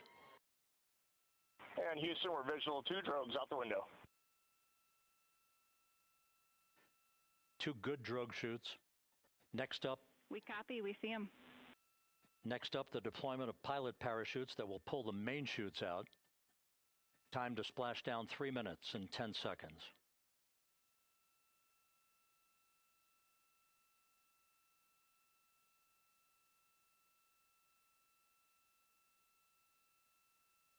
Perfect descent rate according to flight dynamics. Good rates on 2 drogues. We see the same on board.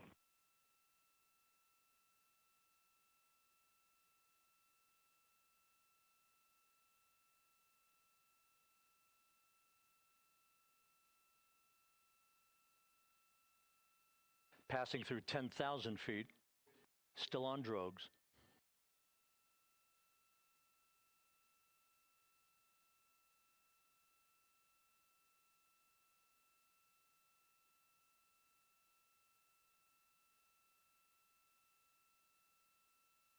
Main chute deploy. We're at 5,000 feet.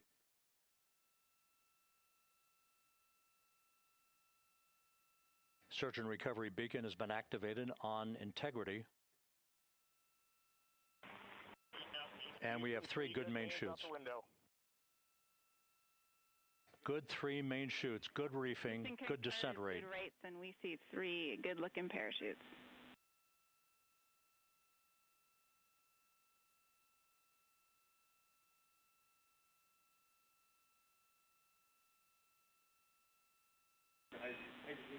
Integrity, cabin pressure indicates no need for hydrazine checks. Integrity copies. This is a perfect descent for Integrity.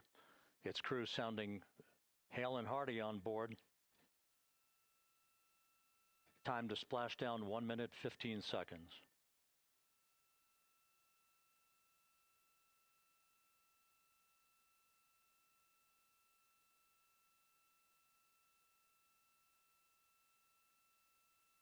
Integrity about to complete a journey spanning 694,481 miles from its launch from the Kennedy Space Center back on April 1st, and a trip around the moon.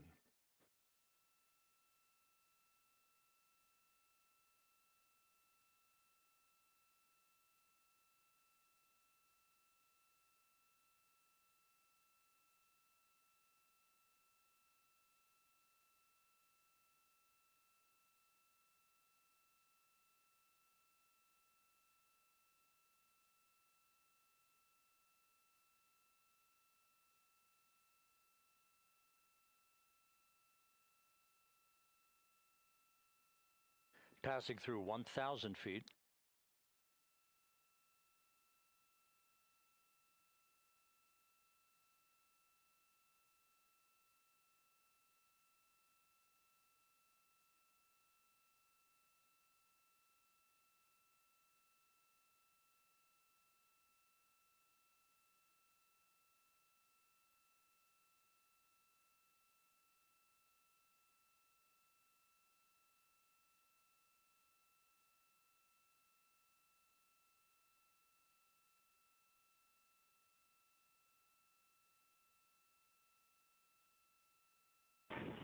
Integrity, splashdown, sending post-landing command now. Splashdown confirmed. Copy splashdown, waiting on VLDR. Splashdown confirmed at 7:07 p.m. Central Time, 5:07 p.m. Pacific Time. From the pages of Jules Verne to a modern-day mission to the moon, a new chapter of the exploration of our celestial neighbor is complete. Integrity's astronauts back on Earth.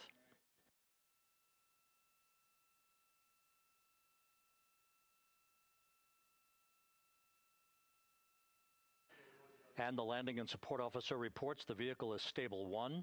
We still will be deploying the crew module uprighting system to maintain that orientation. A perfect bullseye splashdown for Integrity and its 4 astronauts.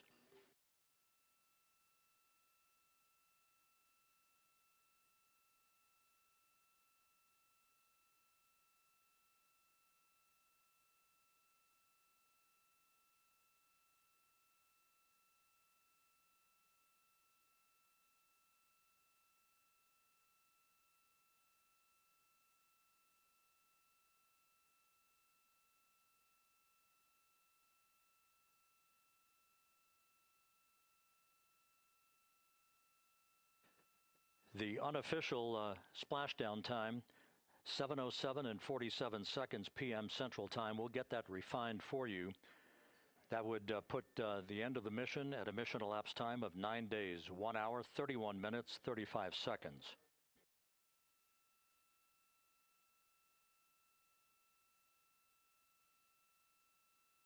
And we're configuring for very low data rate.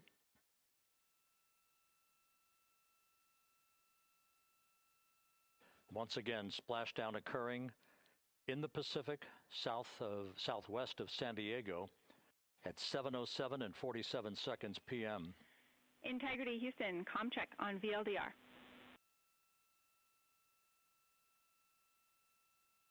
Houston, we have you loud and clear on VLDR. How else? We have you the same. We'll meet you over in post-landing.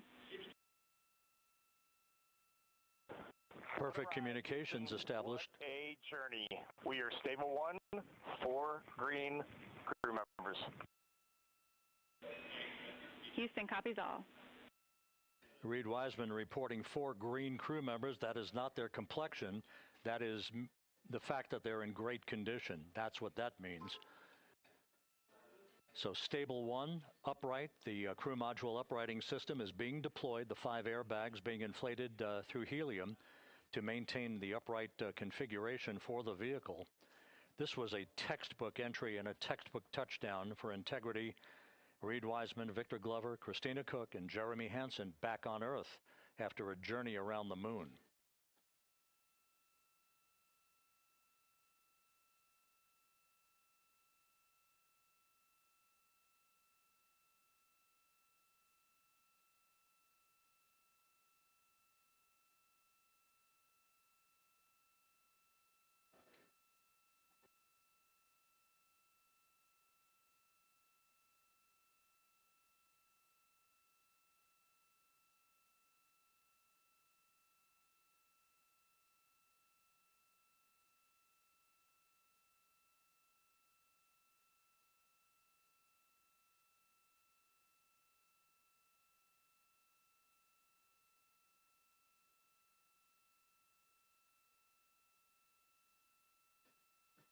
We continue to monitor the functioning of the CMOOS system. The airbags are being inflated to maintain a stable 1 or upright configuration. And there's a good view from one of the naval helicopters hovering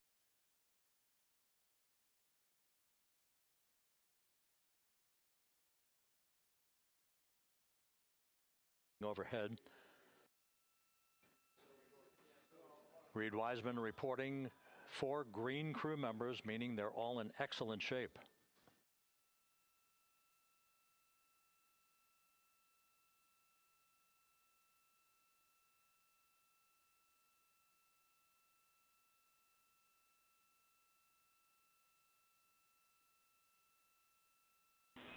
Integrity Houston for SAR beacon and radio. SAR beacon is in for 06 and we're powering the radio now. Go ahead. We see the beacon on, however, the recovery team is not seeing the signal. Your SAR radio uses the same antenna, so you may run into trouble with the radio. Okay, copy. We are also powering up the sat phone now.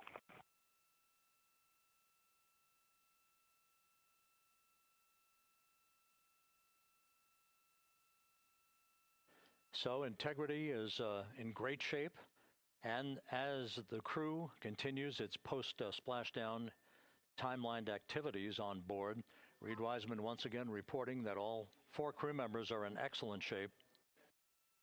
And we have 5 inflated airbags to maintain an upright configuration so that the recovery team can now begin a slow approach to the vehicle. Meanwhile, here in the flight control room, Entry Flight Director Rick Henfling is polling his team of flight controllers for the start of powering down the vehicle after a thorough systems check.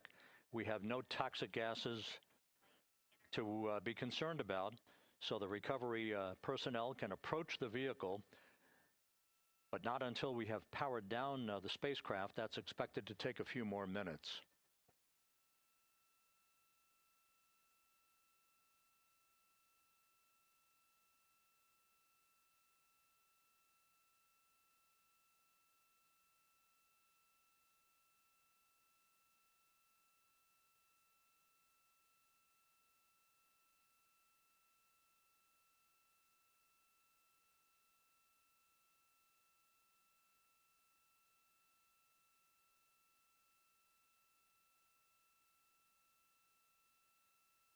Integrity back on Earth following its historic flyby of the moon. It was, for all intents and purposes, a textbook mission. On 28, but I'll remain on this frequency. We copy.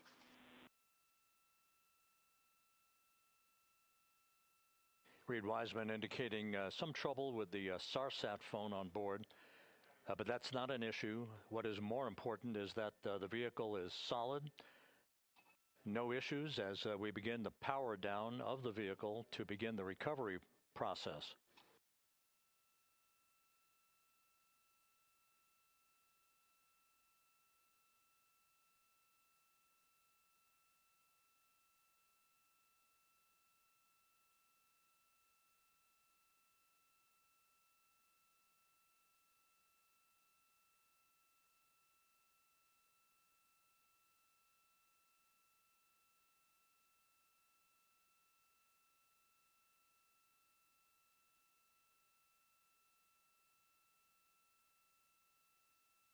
The propulsion officer here in Mission Control reports that we have safed the prop system on Integrity. Can you say again, that was very weak and broken?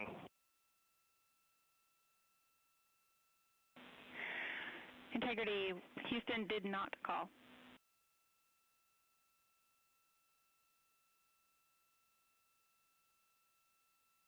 Copy that, Houston. It might have been on the SAR radio. Stand by.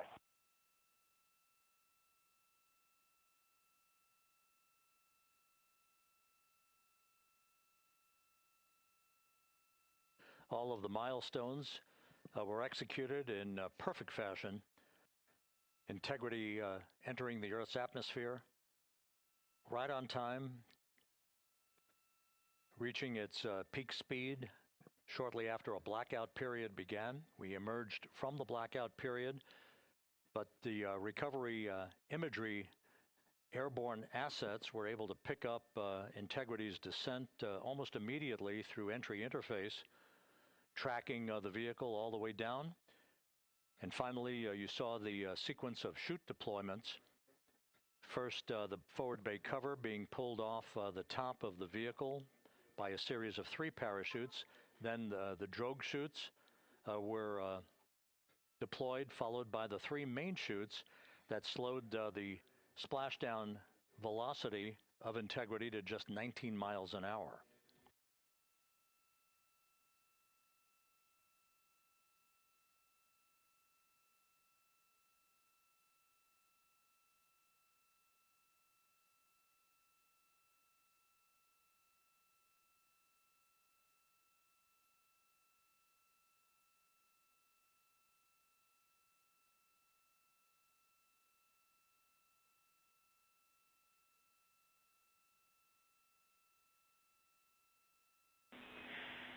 Integrity, Houston, with no joy on SAR and SAT phone, we'd like you to command an additional 15 minutes for a total of 30-minute power down delay.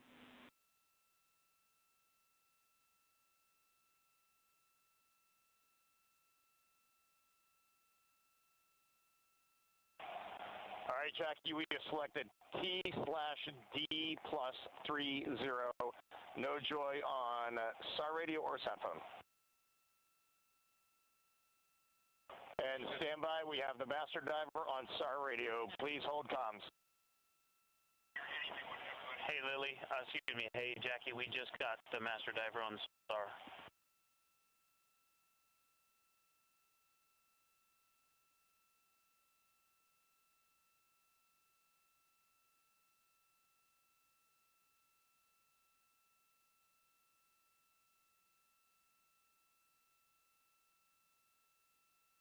A good view of one of the fast boats. Integrity, Houston, if you are happy with your comm with master diver, you can go back to the 15-minute power down. Okay, stand by. Yeah, we'll confirm here in a second.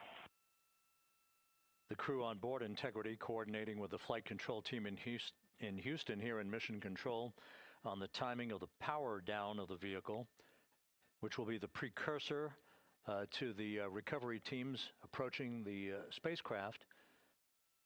There are no issues with Integrity. We've had a bit of broken capability in establishing a SARSAT or satellite phone communications capability between the crew on board Integrity and the recovery team. That will get sorted out here shortly. There's plenty of cooling on board Integrity, so there's no rush to begin the power down. I'm trying to call you on the sat phone and not getting an answer there either. Concur. We haven't had anything come through.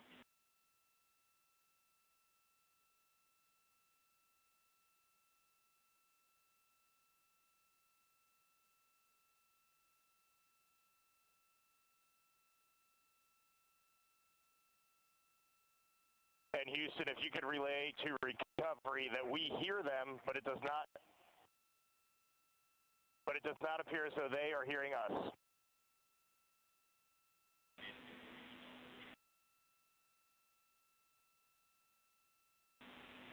Houston copies, and Reed, just to confirm, you are pushing the PTT on the radio.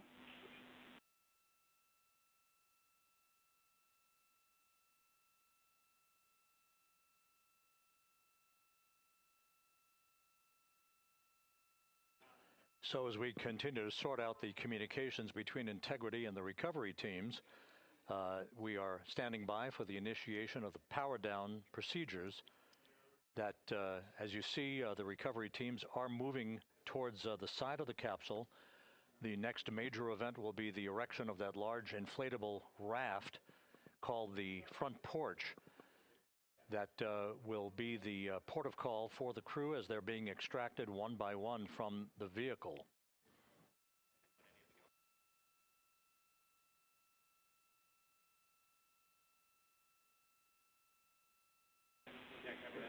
Integrity, Houston, for sat phone, we are going to attempt to call you.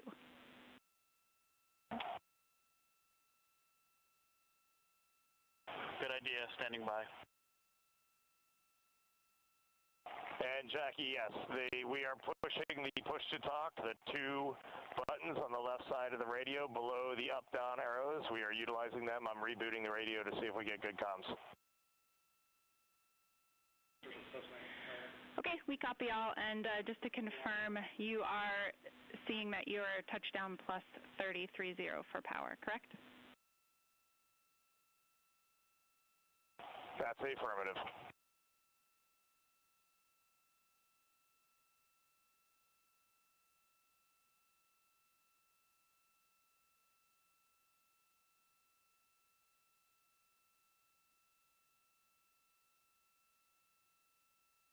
We are trying a backdoor approach to have mission control here call the crew on their satellite phone. This is all part of the coordination for the power down of the vehicle that will initiate the actual recovery operation. The first boats with the Navy divers on board are standing by, waiting to close in on integrity to begin the process of erecting the large inflatable raft. That's called the front porch. That will be where the astronauts are extracted from so that they can have a few minutes to get their land legs back before they're hoisted aboard the Navy helicopters for the flight back to the deck of the USS John P. Murtha.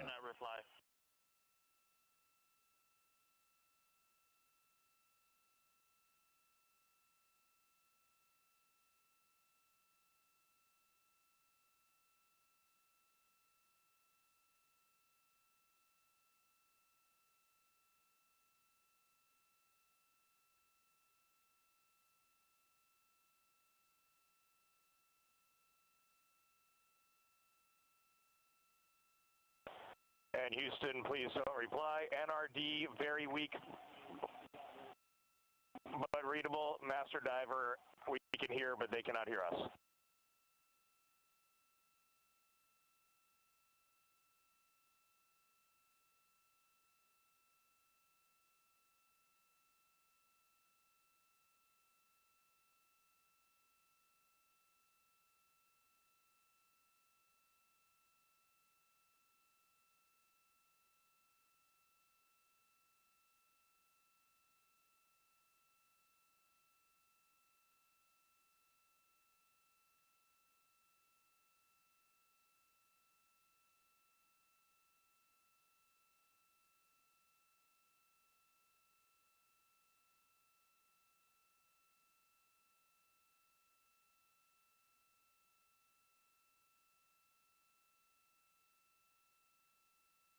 And Houston on OE1, is there any chance to tie us into NRD?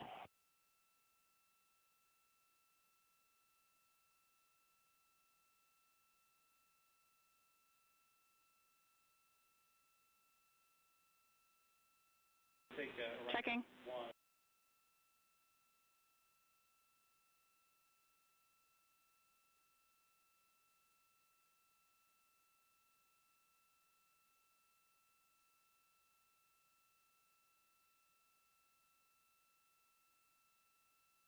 This is Mission Control Houston. While we stand by for the establishment of communications between Integrity and the recovery team that is basically standing by very close to the spacecraft, we're going to go to the deck of the USS John P. Murtha, where Megan Cruz is standing by with Administrator Jared Isaacman.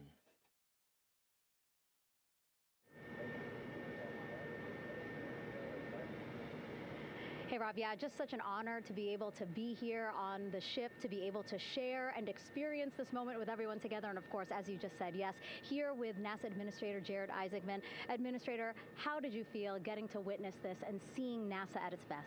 Oh, I mean, I'm honestly, I'm still at a loss for words. I mean, you know, like the childhood Jared right now can't believe what I just saw. I mean, almost been waiting my whole lifetime to see this, and then it's NASA Administrator. I just couldn't be more proud of the entire workforce, the years, the effort, the late nights, all the hard work from across the country that contributed to this incredible moment right now. And Yeah, incredibly grateful, too, for our teams here on the John P. Murtha right now. Yeah, look at them behind us here. We got everybody. Hey, what do you guys think? We just brought some astronauts back from the moon, huh? Unbelievable. Thank you. Yeah, so grateful to the Navy, the sailors that are here, the NASA teams. I mean, this is a joint effort that's on their way right now. These recovery forces are getting out to our Orion spacecraft, to Integrity, get our astronauts back on the ship safely. Yeah, and this is not just an accomplishment for NASA. This is an accomplishment for humanity. Again, a historic mission to the moon and back. How does this make you feel, and what do you hope people take away from this? Well, I'll tell you, I think about the crew members that we've all had an opportunity to observe over the last 10 days, right? I mean, they're absolutely professional astronauts. I mean, wonderful communicators, almost poets. But then I think these were the ambassadors from humanity to the stars that we sent out there right now. And I can't imagine a better crew than the Artemis II crew that just completed a perfect mission right now. So, yes, it's a huge moment for everybody, right? I mean, we are back in the business of sending astronauts to the moon, bringing them back safely, and to set up for a series more. I mean, this is not a once-in-a-lifetime, which you hear sometimes around here. It's like, this was a once-in-a-lifetime. No, it's not. This is just the beginning. We are going to get back into doing this with frequency, sending missions to the moon until we land on it in 2028 and start building our base. Yeah, are we going to build on the momentum for Artemis III? I mean, it's just around the corner.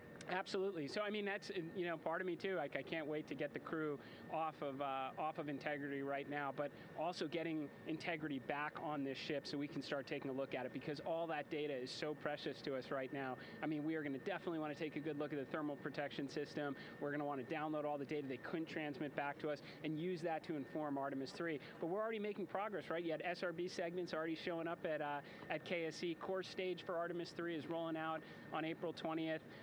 We're getting Mobile Launcher 1 back in vehicle assembly building. So yes, there is a lot to celebrate right now on a mission well accomplished for Artemis II, and at the same time, we got to start getting ready for 3. Amazing. And last question, for people who joined us for all 10 days to see what we can accomplish together with our international partners, what do you think about the fact that we're going to keep doing this more and more and more? It's incredibly exciting. I mean, yes, it's the contributions, like the best and brightest across the NASA workforce from across the country, our industry partners, our international partners. We had a Canadian Space Agency astronaut on board in Jeremy. We had the European Service Module. And you think, in the days leading up to this launch, I mean, 48 hours prior to launching Artemis II, I was meeting with the Italian Space Agency. We signed a memorandum of understanding to build a habitation module on the moon. I mean, you have countries, all of our allies and partners coming together saying, we are committed to this effort. We are returning to the moon. We're doing it to stay. We are building that enduring presence. We are going to master the skills on the surface of the moon so someday we can undertake missions to Mars. It's just an incredibly exciting time, and we're not going at it alone. We're bringing everybody along with us. Absolutely. And speaking of everyone, one more time, we're going to ask the crew here, you guys ready to land on the moon? Awesome. I love that. Okay, well, thank you so much, Administrator. Appreciate you being here. We're, of course, going to stay on to watch the crew get extracted from Orion, so stay tuned, and we'll see you back here shortly.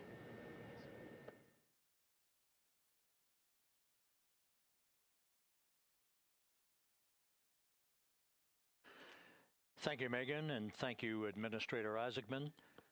We are in the process of working to establish that communications link and to establish the procedures that will lead to the power down of the spacecraft, which is gently bobbing in the Pacific following a bullseye touchdown that occurred at 7:07 p.m. Central Time, 5:07 p.m. Pacific Time, 2.5 hours before sunset in the Pacific, southwest of San Diego.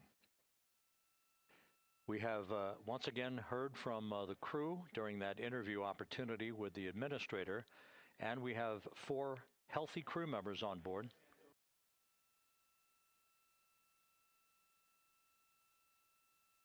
We now have confirmation that the vehicle has been powered down as per the procedures. So we have vehicle powered down, and the flight control team here in Houston, Flight Director Rick Henfling, has handed over mission authority to the Exploration Ground Systems team out in the Pacific. Now, we will physically not get off console with this team until the crew has been extracted into the front porch, that inflatable raft that will be erected along the side hatch of Integrity. So we're standing by for that in the next step in the recovery procedures. But everything is in great shape, and we have 4 healthy crew members on board the vehicle.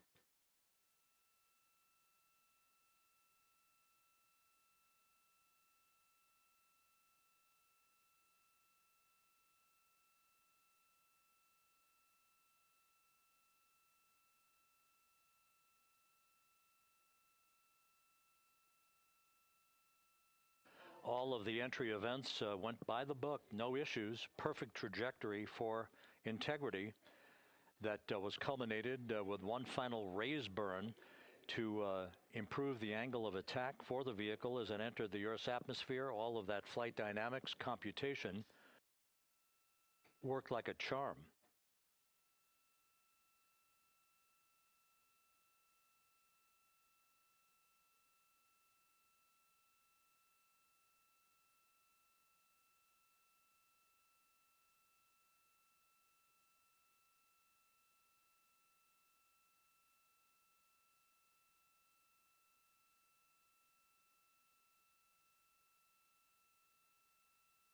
So we are standing by for the recovery team to approach Integrity and begin the process of erecting that inflatable raft called the front porch, which will see the crew members be extracted from the hatch of Orion into that inflatable raft before they're hoisted aboard 2 Navy helicopters in a variety of different configurations. Each crew member will be hoisted in sequential fashion, in alternating fashion, 2 crew members for each helicopter before they turn around to head back to the John P. Murtha. Once on the deck of the ship, they'll be brought into medical bay for comprehensive medical exams. But Reed Wiseman has reported several times that the crew is in excellent shape.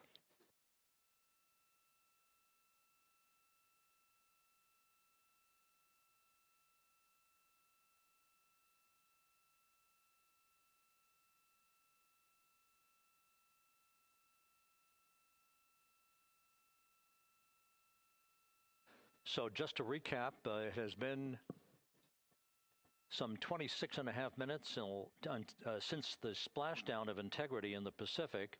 The vehicle is in excellent shape. It performed like a champ all the way down through the Earth's atmosphere. All of the vehicle functions were checked off in excellent trip hammer fashion. The parachutes all deployed as planned. Splashdown occurring at 7:07 p.m. Central Time, 5:07 p.m. Pacific Time.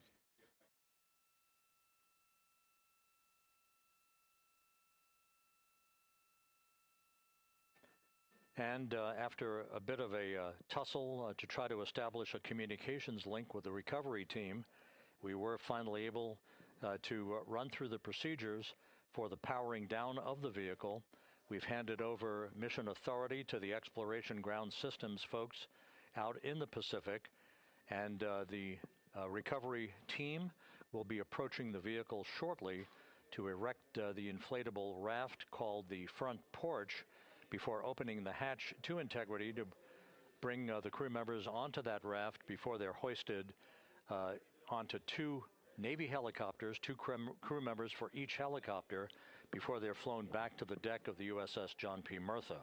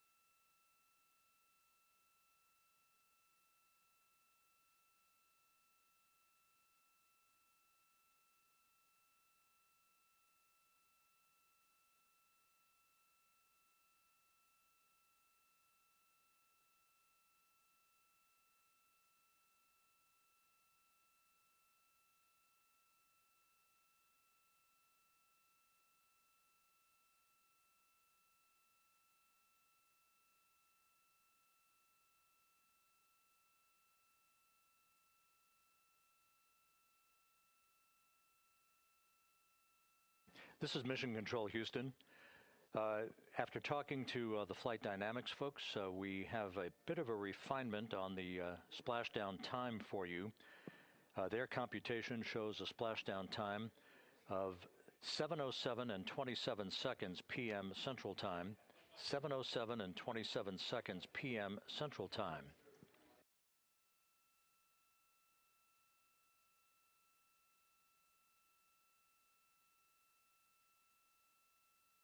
That would equate to a mission elapsed time of 9 days, 1 hour, 32 minutes, and 15 seconds.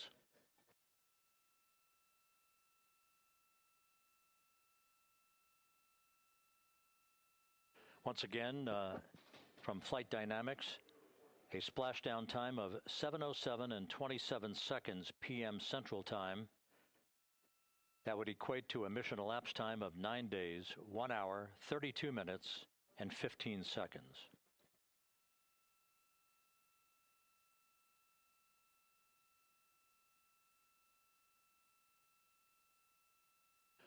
Reports from the Pacific indicate that the recovery team, in communications with the crew aboard Integrity, that the crew remains in excellent shape as they await the approach of the team for a final hazard gas evaluation before they move to the side of the vehicle to erect the inflatable life raft called the front porch.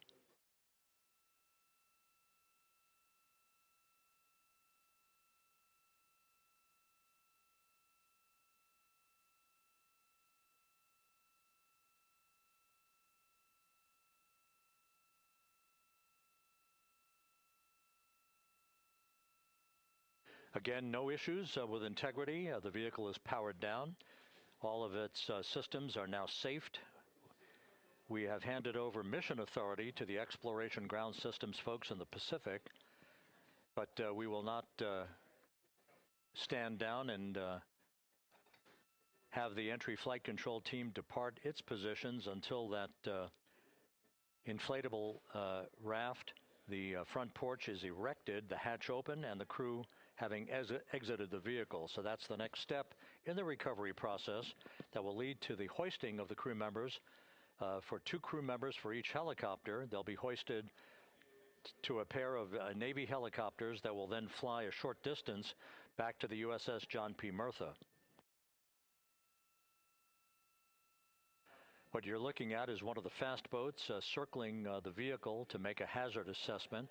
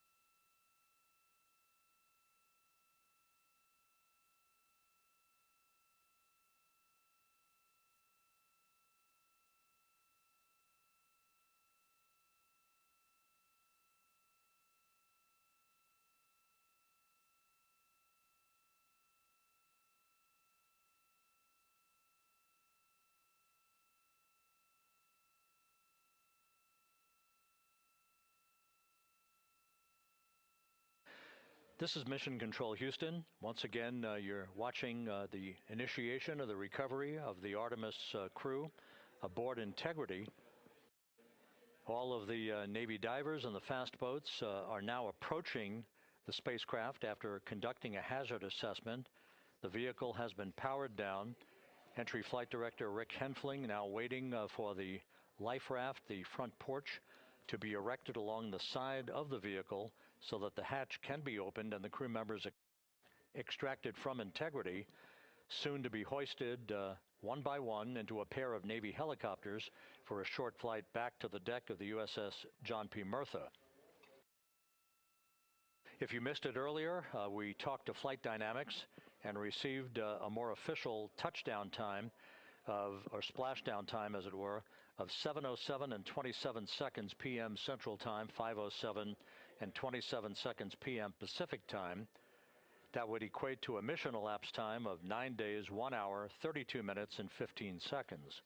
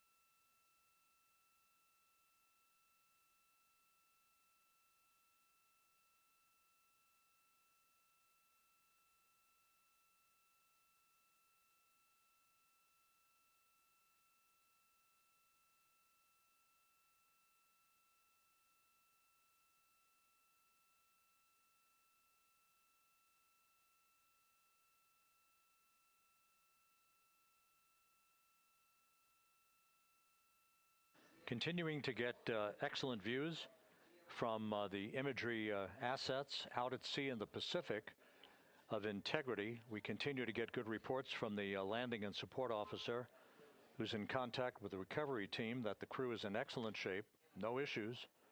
They're just currently biding their time, waiting for the front porch to be erected. We have no hazardous hazard gases and no hazardous situation with the vehicle. It performed perfectly all the way down from entry interface to its splashdown in the Pacific at 7:07 and 27 seconds p.m. Central Time. And as you can see, the first phalanx of recovery personnel now pulling up alongside of Integrity.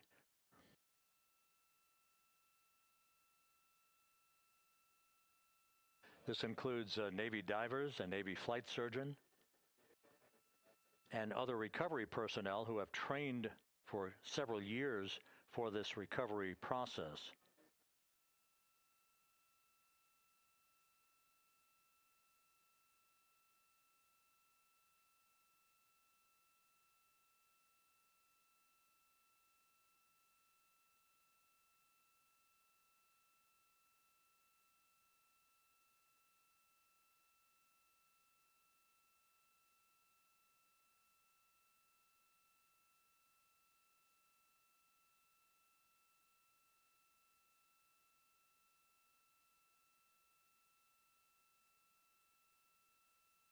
At this hour, some 41 minutes following splashdown, the vehicle has been powered down. There's no hazardous gas emanating from the vehicle. That's why the first team of recovery personnel has been able to pull alongside Integrity. And the reports continue to come in that the 4 astronauts are in excellent shape.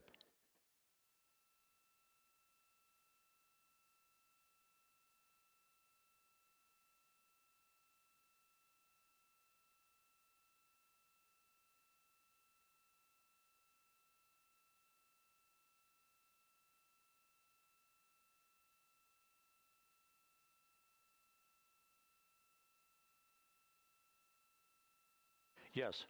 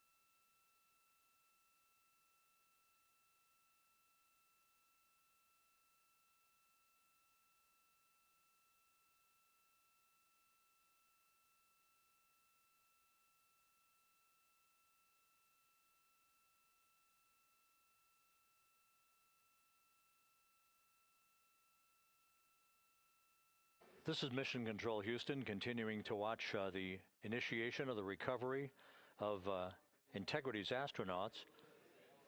One by one, they'll be brought out of the spacecraft onto a large inflatable raft just a short time from now. In the meantime, we can go back to the USS John P. Murtha, where my colleague Megan Cruz is standing by to provide her situation report. Megan, can you hear us?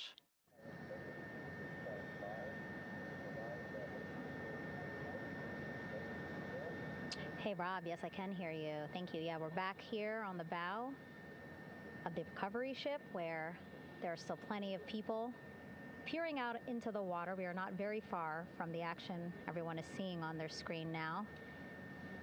The Orion spacecraft, Integrity, in the ocean, surrounded by a number of recovery boats.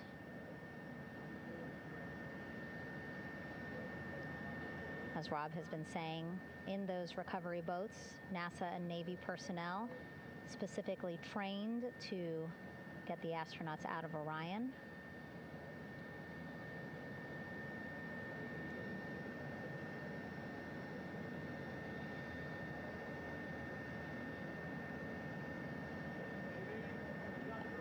In some of our wide shots, you can probably see that there are 6 boats out in the water. More than 40 people out in the water right now on those boats.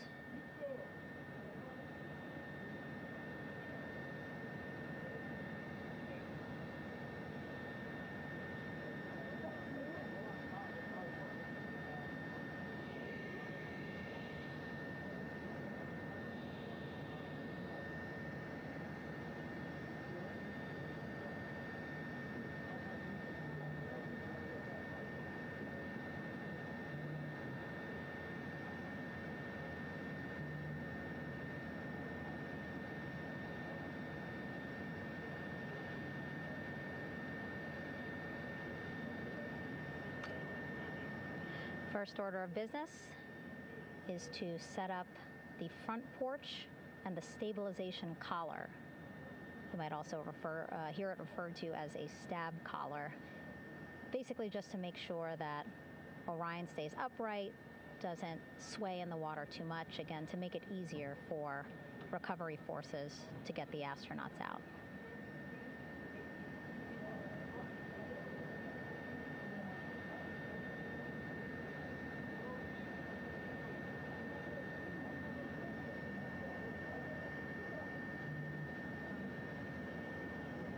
Again, we splashed down to the Pacific Ocean just after 5 p.m. Pacific time here.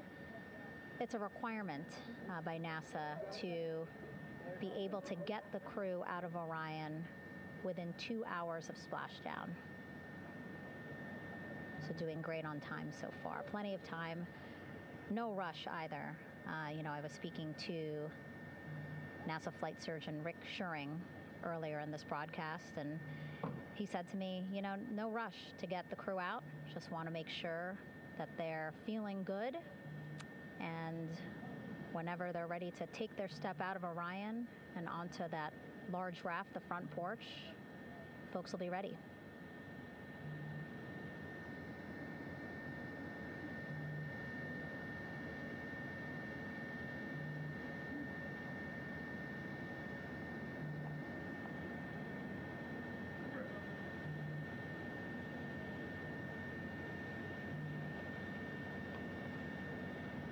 And as there are mission audio loops in mission control in Houston, there is a mission audio loop here on the ship, and it was just reported out that the side hatch is open. Side hatch of integrity is open. You're getting these beautiful shots from our aerial assets. The ship itself, where I'm on, just 3,000 yards away. Again, plenty of people on the boat here, glued to the side closest to where they can see all this action. And again, with just 3,000 yards separating us, great views from the bow here. You can see now that side hatch is open. One of the Navy personnel is about to get inside there.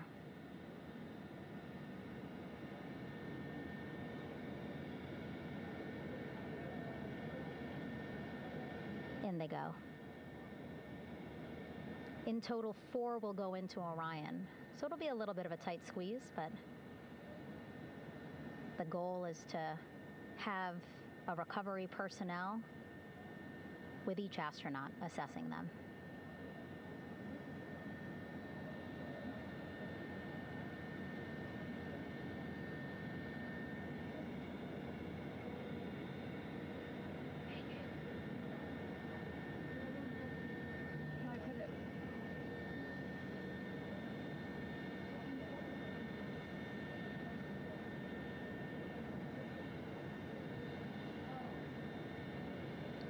Boats getting closer now. Again, that one that's right up against Orion, those are the divers that will go in to the spacecraft to check on each of the astronauts. These other boats will begin doing a number of things, putting on that stabilization collar onto Orion, building that front porch. Eventually, they will retrieve the parachutes, as well as tow Orion back to the well deck of the recovery ship here.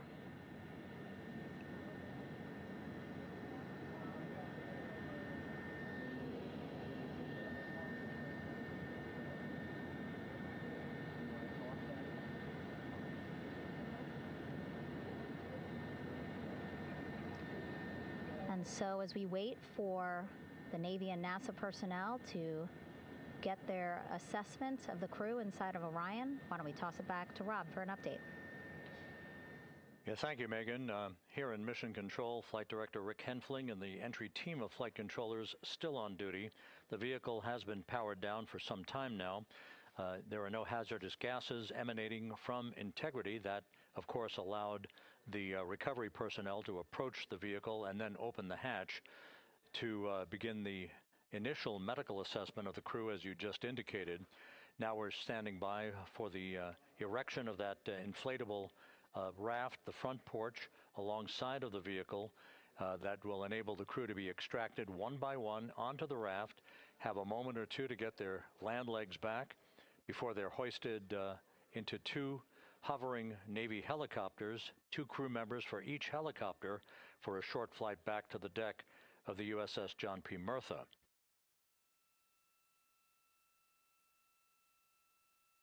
All of Integrity's systems operated flawlessly throughout the course of the approach to the Earth, the entry into the Earth's atmosphere, and all of the key milestones that followed in this high-speed return to Earth for Integrity, a mission that spanned more than 694,000 miles from the vehicle's launch from the Kennedy Space Center atop the Space Launch System back on April 1st.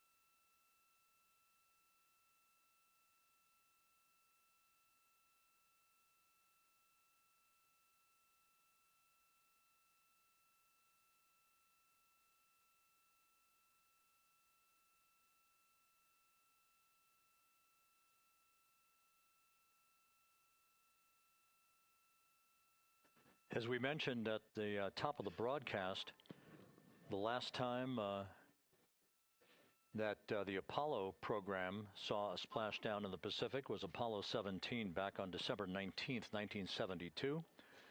So for the first time in some 53 and a half years, we have reenacted that with the arrival of Integrity's astronauts as they flew around the moon in that historic lunar flyby that began with a trans-lunar injection burn that took them out of Earth orbit following 24 hours of a high Earth orbit trajectory.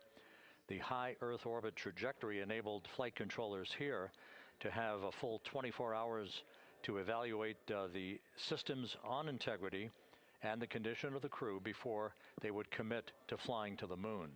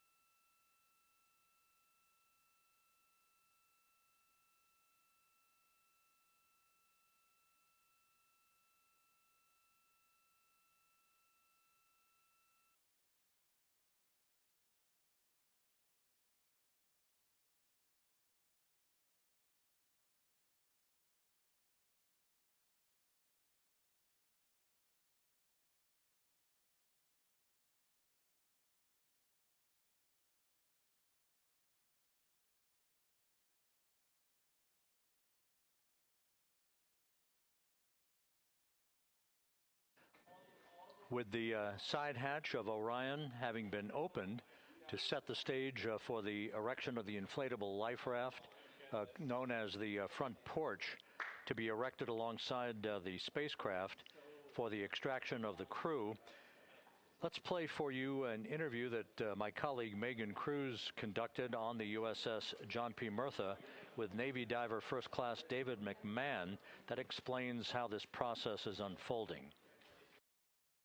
Okay, Davey, so you and some of your team, one last look over of the stabilization collar, correct? Yes, ma'am. Okay, so what is this stabilization collar? This is what's going to stabilize the capsule out there in the ocean. We don't know how good the weather or the waves will be that day, so this will help prevent any unnecessary occurrences from happening, stabilizing the capsule and the astronauts inside. So basically this is a float that will go around Orion. I'm assuming that what they're doing right now, these are the lines that will attach the collar onto Orion? That is correct. And so what are they doing here? So we've got the lower line that will secure the inflation device before we inflate it. That gives us the go-ahead that it's secure in its space, and then we'll inflate it, and then once that is done, we'll undo all the carabiners and get this orange line on top tied in the same fashion, and then this will be secure to the capsule, and the astronauts can safely take their first steps out of the capsule onto the front porch. Okay, and how long will it take them to set up the stabilization collar? We should definitely be able to handle this in under 10 minutes. Okay, wow. And then you just mentioned the front porch. So basically after they set up the stabilization collar, then they set up what's called the front porch here. That's correct. Okay, and what's the front porch? Front porch is basically a bigger waiting room for the astronauts to sit in while we wait for the helicopters to show up and grab them. Okay, so the medical team that was inside with the crew, they're going to help them out and onto the front porch? That is correct. And then what happens here? We have hired trained medical personnel also on board the front porch that will give them lookovers and just make sure they're okay while we wait for the helicopters to show up. Okay. How does it feel, I mean, your team, you, to be part of a mission that's returning astronauts from the moon in more than 50 years? We all feel extremely honored to be a part of this, as well as a bigger mission for the Navy and joining up with NASA to do great things. Mm-hmm. And do you feel like you and your team are ready? Yes, very ready. Cool. All right, thank you so much. Thank you.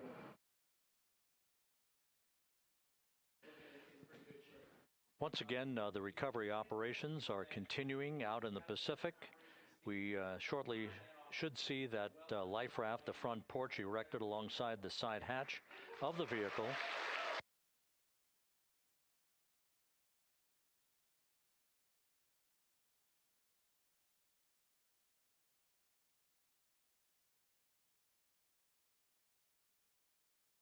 A number of flight controllers have come into the flight control room to receive congratulations from Entry Flight Director Rick Henfling. But we're going to stick with our operations out in the Pacific as we await the extraction of the 4 crew members who are reported to be in excellent condition.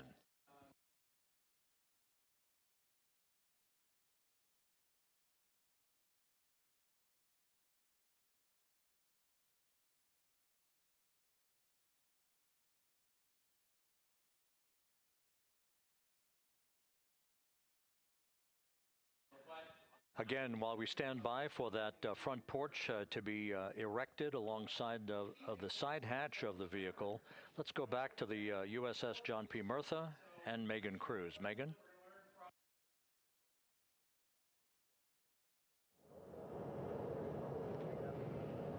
Hey, Rob. Pausing now to listen to some internal audio loops again. The operations team here on the ship communicating with everyone out on the water. It seems like currents are hindering them a little bit from unfurling and inflating the stabilization collar as well as the front porch. But again, the requirement to get the crew out within 2 hours of splashdown, plenty of time. So no concerns just yet. But as calm as the water looks, yeah, it looks like it's hindering the teams just a tad.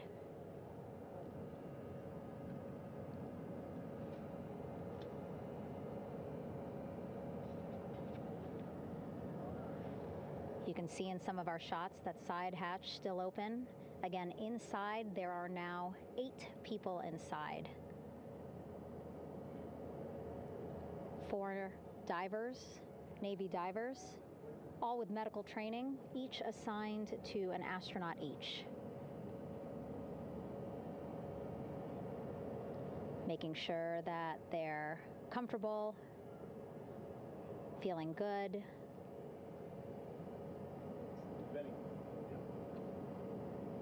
As you've heard us say in the broadcast, they expect a little bit of discomfort. Again, these astronauts just traveled back to Earth at 25,000 miles an hour, a nearly 695,000-mile journey around the moon. If you think you get carsick.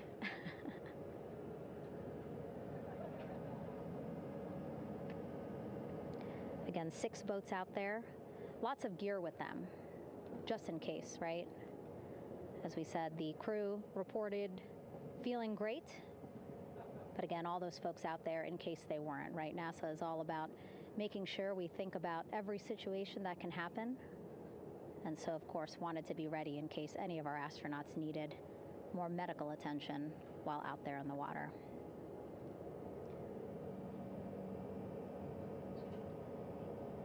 You see now teams, again, trying to set up the stabilization collar and front porch for the crew to get out of Orion. They need both, right? The stabilization collar will keep Orion from swaying as you see it is doing now.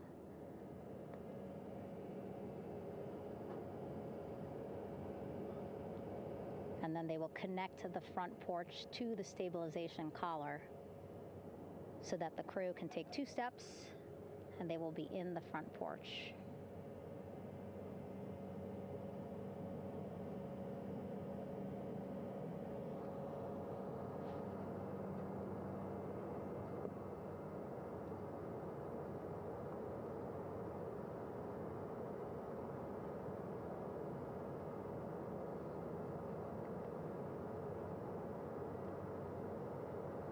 Not a lot of chatter on the mission audio loops. That's a good thing.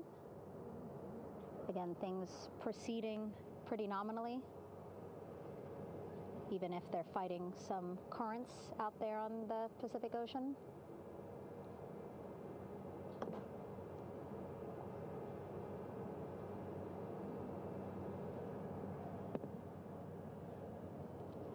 Again, the goal, setting up the stabilization collar and the front porch so that the crew can rest comfortably in the front porch, get placed into harnesses so that 2 helicopters can lift them off the front porch and onto the USS John Murtha here.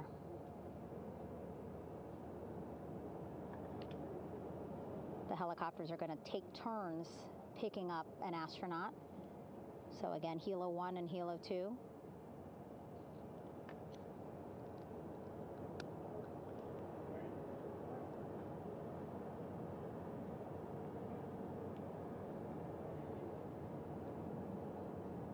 Okay, and the recovery team here on the ship just got a report from the undersea medical officer who is inside the capsule with the crew.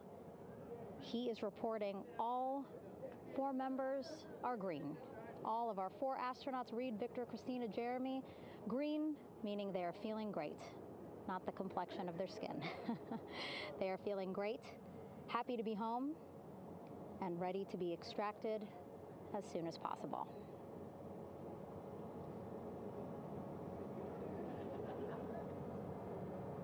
And so, as I was saying, we have 2 helicopters circling the activity you're seeing on the water right now. Each will take turns picking up an astronaut. So Helo 1 will come on in, hover above the front porch, about 40 feet above the front porch. A Navy recovery specialist will be hoisted down into the front porch. The restricted maneuvering doctrine is in effect. Will connect to the first astronaut, which we're expecting to be Christina. And then Helo 2 comes around, picks up Jeremy, while Helo 1 stays above head, and then Helo 1 will come back in for another astronaut, and then Helo 2 for the last astronaut, and then back to the flight deck here on the recovery ship.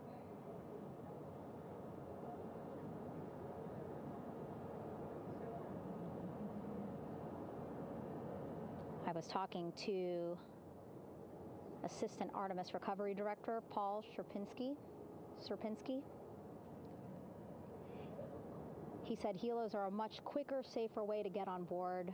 They did actually consider boats, but then if you think about it, longer time, the crew would have to move through more of the ship.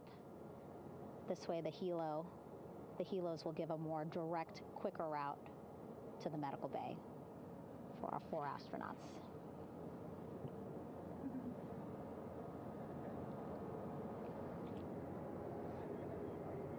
Beautiful shots from our aerial and imagery teams.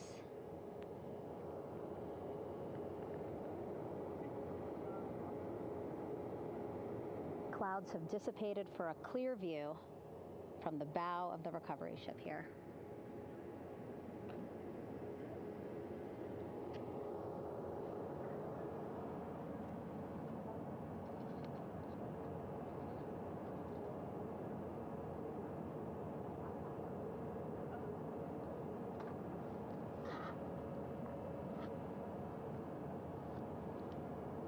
You can still see divers in the water there. Encircling Orion, that is that stabilization collar we've been telling you about. As you saw in that interview just a few minutes ago, they have to first connect it to Orion, and then once it's secured onto Orion, they can inflate it, and then they'll further secure it with other harnesses and lines.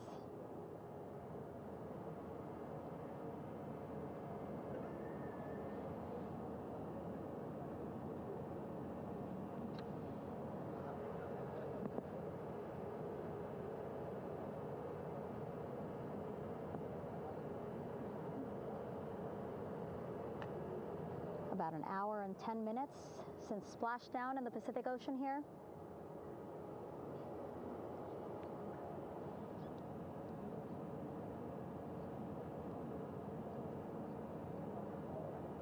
Reed, Victor, Christina, and Jeremy back home after a history-making mission to the moon and back.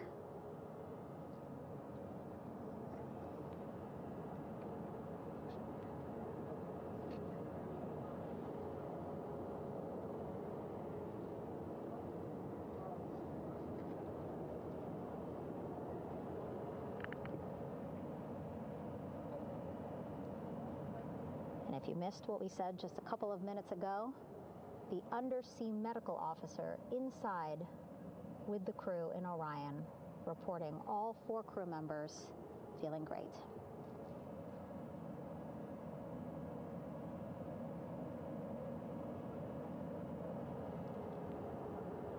Progress being made there on the stabilization collar. It looks like they are beginning to inflate it.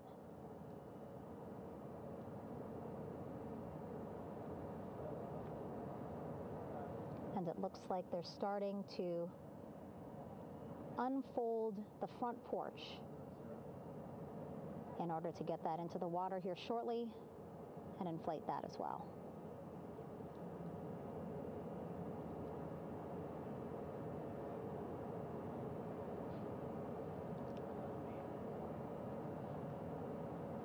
Again, more than 40 people out in the water right now. And those Navy and NASA personnel have been in the water for now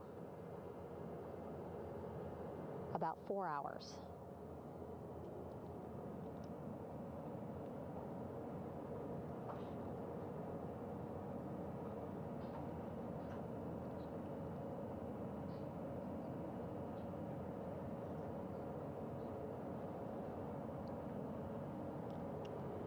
The reason why they had to get out so early is just to stage everything. And actually here on the ship, when there are flight operations happening, you can't have anything else, right?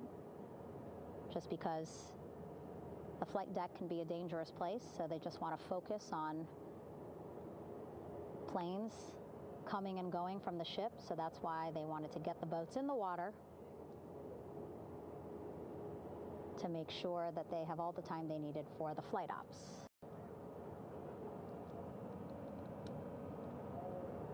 And then the same crew here out in the water, they will stay out in the water for a number of hours after we recover the crew and get them back on the ship, because then they have to recover Orion.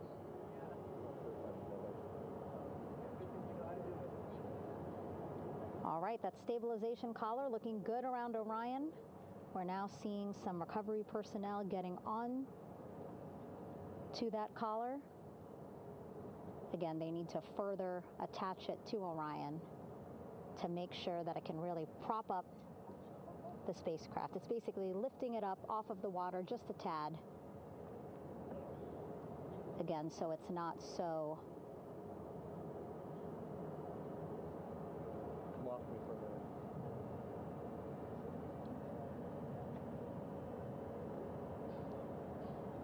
so it doesn't sway so much in the water there.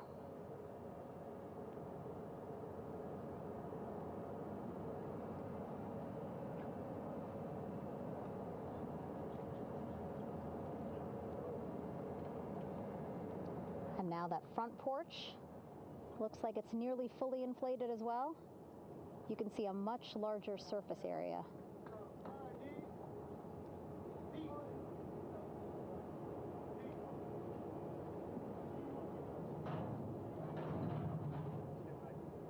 And so once the crew get out of Orion, they can stretch their legs a little bit on this front porch, get some fresh air.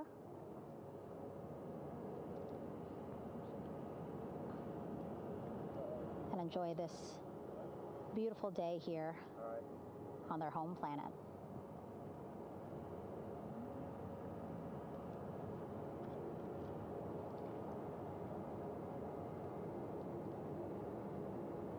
It appears teams now are about to connect the front porch to the stabilization collar.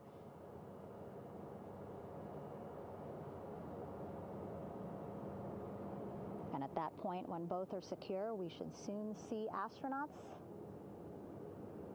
come out of Orion.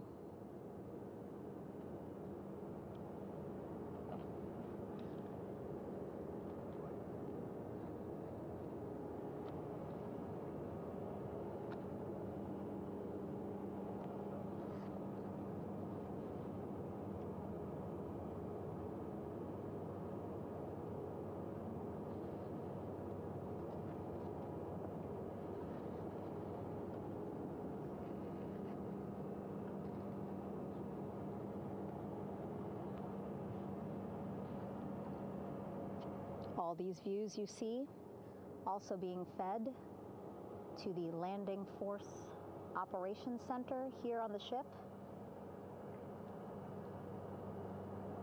Of course, it is very important for our recovery teams leading the mission to have all the views that you're seeing as well. Again, listening to their communication loop here on the ship. Very quiet, which is a good thing. It means things are going pretty nominally, meaning as expected.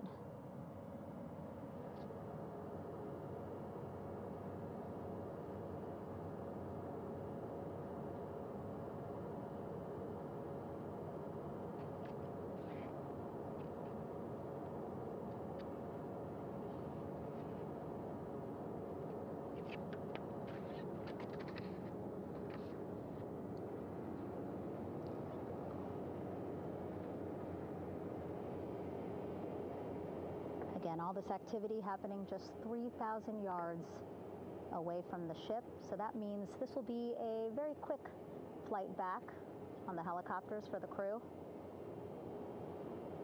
2-3 minutes, and then they'll be back here on the ship. I know.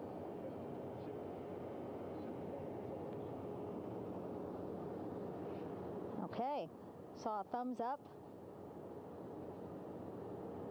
from one of the personnel on the front porch. It looks like they are now getting ready to deploy what they call the Air Rescue Vest, ARV. And so this is the harness that each crew member will get into in order to be hoisted into the helicopters. Again, those helicopters hovering just about 40 feet above the front porch when they're ready to pick up each crew member.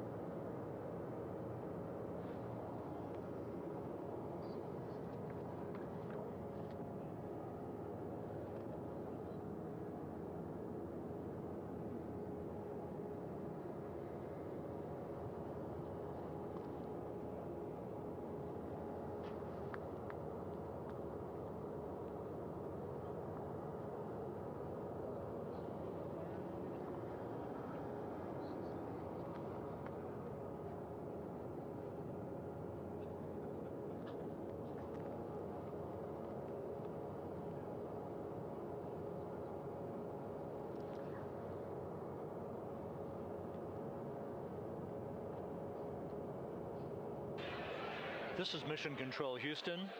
Behind me, a fairly raucous scene as hundreds of flight controllers have poured into the flight control room here. This is reminiscent of the scene after the final shuttle mission of STS-135, although that was the end of a program. This is only the beginning of a program with the textbook splashdown of Integrity and its 4 astronauts. We're standing by for the crew to be extracted from the spacecraft. Entry Flight Director Rick Henfling invited all of these flight controllers who have contributed to this mission to enter the flight control room to have an opportunity to receive well wishes and to share the mutual glow that exists in the wake of a textbook mission for Integrity. On the front screen here in Mission Control, a sign that says "Welcome Home Integrity," taking humanity back to the moon, going further, and returning safely to Earth.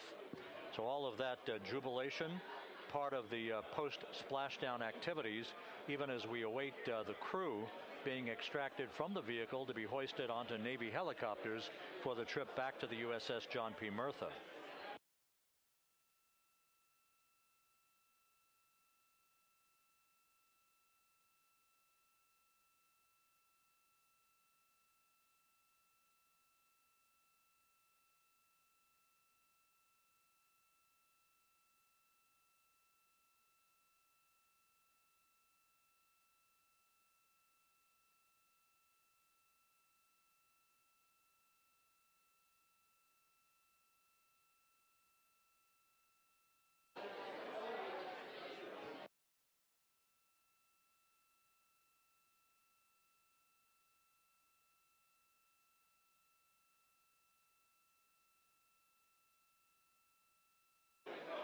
Once again here in Mission Control, this view of the Artemis Flight Control Room, known as the White Flight Control Room. This is the old shuttle flight control room, and now is the home of Artemis missions to the moon and beyond.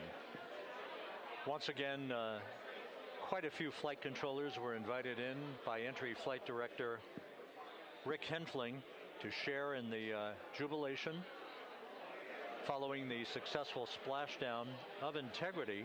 That splashdown occurring an hour and 22 minutes ago, as we stand by for the completion of the extraction of the crew and ultimately their hoisting onto Navy helicopters for a short flight back to the USS John P. Mirtha. Splashdown occurred at 7:07 and 27 seconds p.m. Central Time. I had an opportunity to talk to the head of flight dynamics, Jeff Birch, a moment or two ago. He said the trajectory of Integrity coming through the Earth's atmosphere was so precise, they've never seen anything line up on a ground track like today's entry by Integrity for its splashdown southwest of San Diego.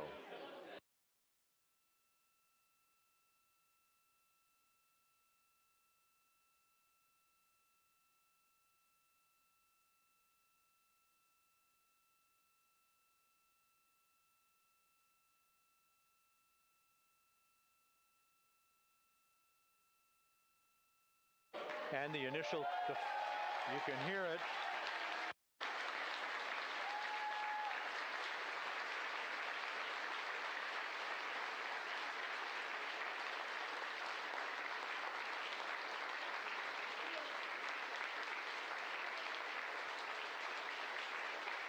Jubilation here in the flight control room. The first crew member is out of Integrity.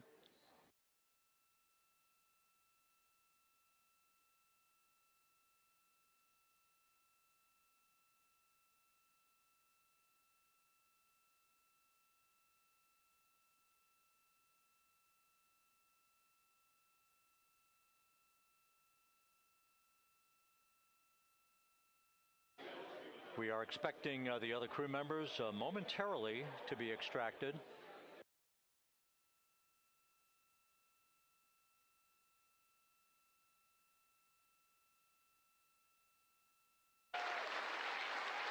We now have 2 crew members out.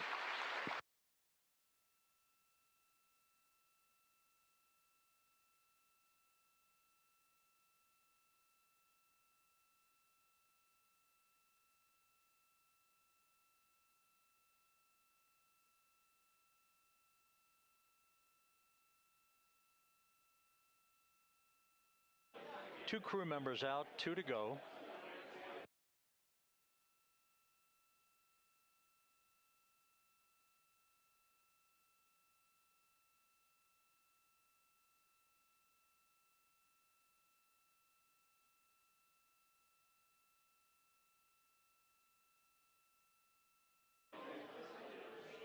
We're about 1 hour from sunset out in the Pacific. Everything continues to go well. Integrity's systems function perfectly during its entry back to Earth. And Reed Wiseman, the commander who will be last out of the vehicle, reported that all the crew members were feeling very well.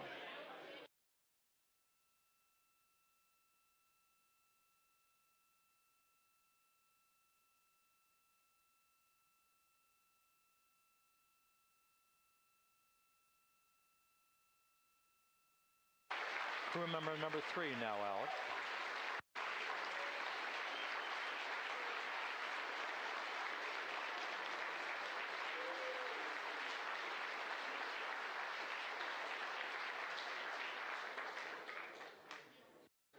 And now standing by for the commander, Reed Wiseman, who will be last out of his ship. Bobbing in the Pacific under almost ideal conditions, Integrity spanned 694,000 miles during its journey from launch to splashdown.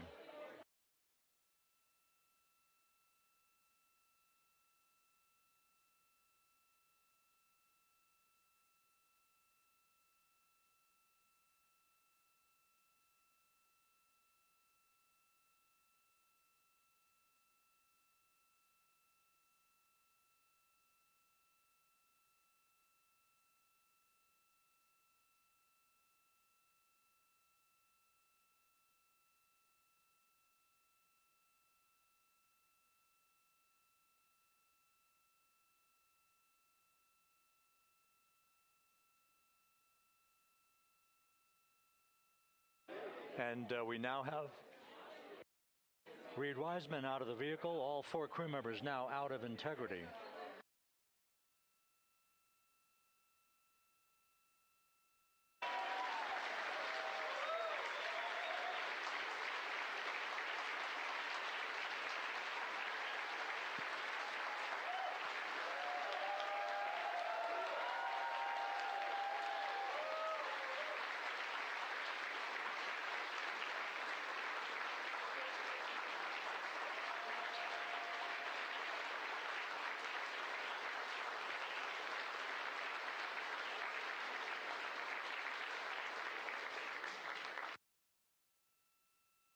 Once again, all 4 crew members now on the front porch, and the procedure to begin hoisting them up to these 2 Navy helicopters hovering overhead will begin shortly.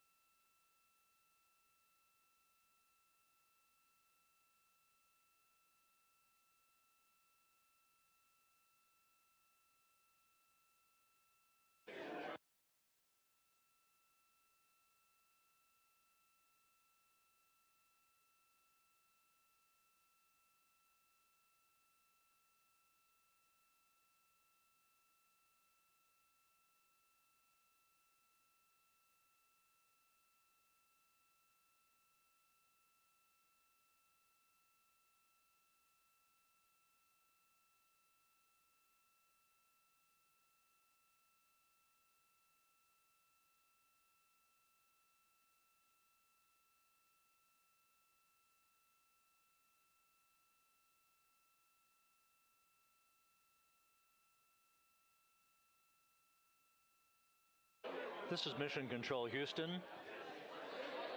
The mission is over, but the melody lingers on as jubilation continues here in the flight control room. We should be expecting NASA's Associate Administrator, Amit Kshatriya, to be joining us shortly for a short interview while the recovery operations continue out in the Pacific. So we'll stand by for that.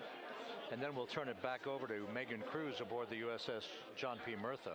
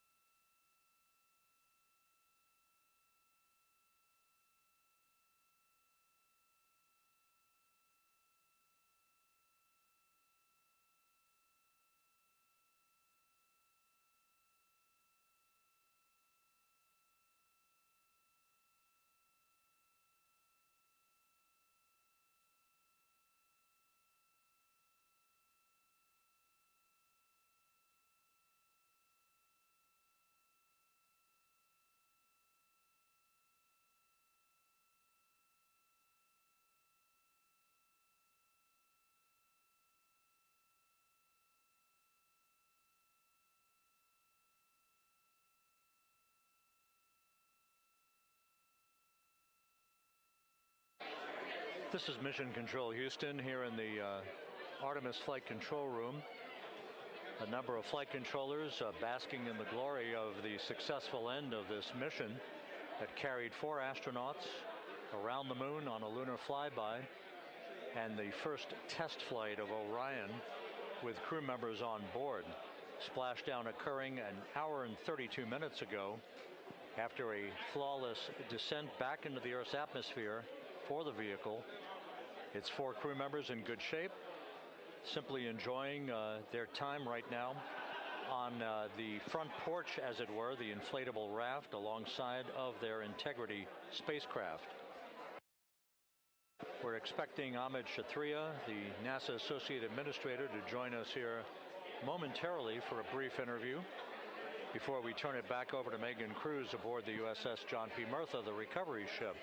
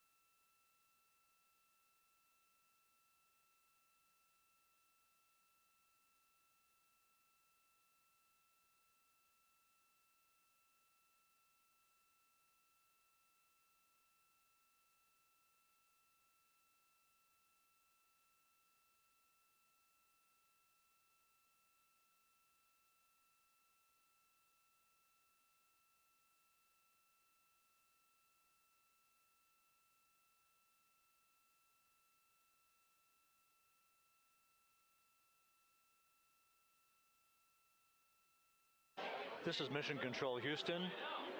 We're about an hour and 34 minutes since the textbook splashdown of integrity in the Pacific to bring home our astronauts. And with us now is Amit Kshatriya, the NASA Associate Administrator. Amit, a little bit of history made tonight, a little bit of history made over the past few weeks.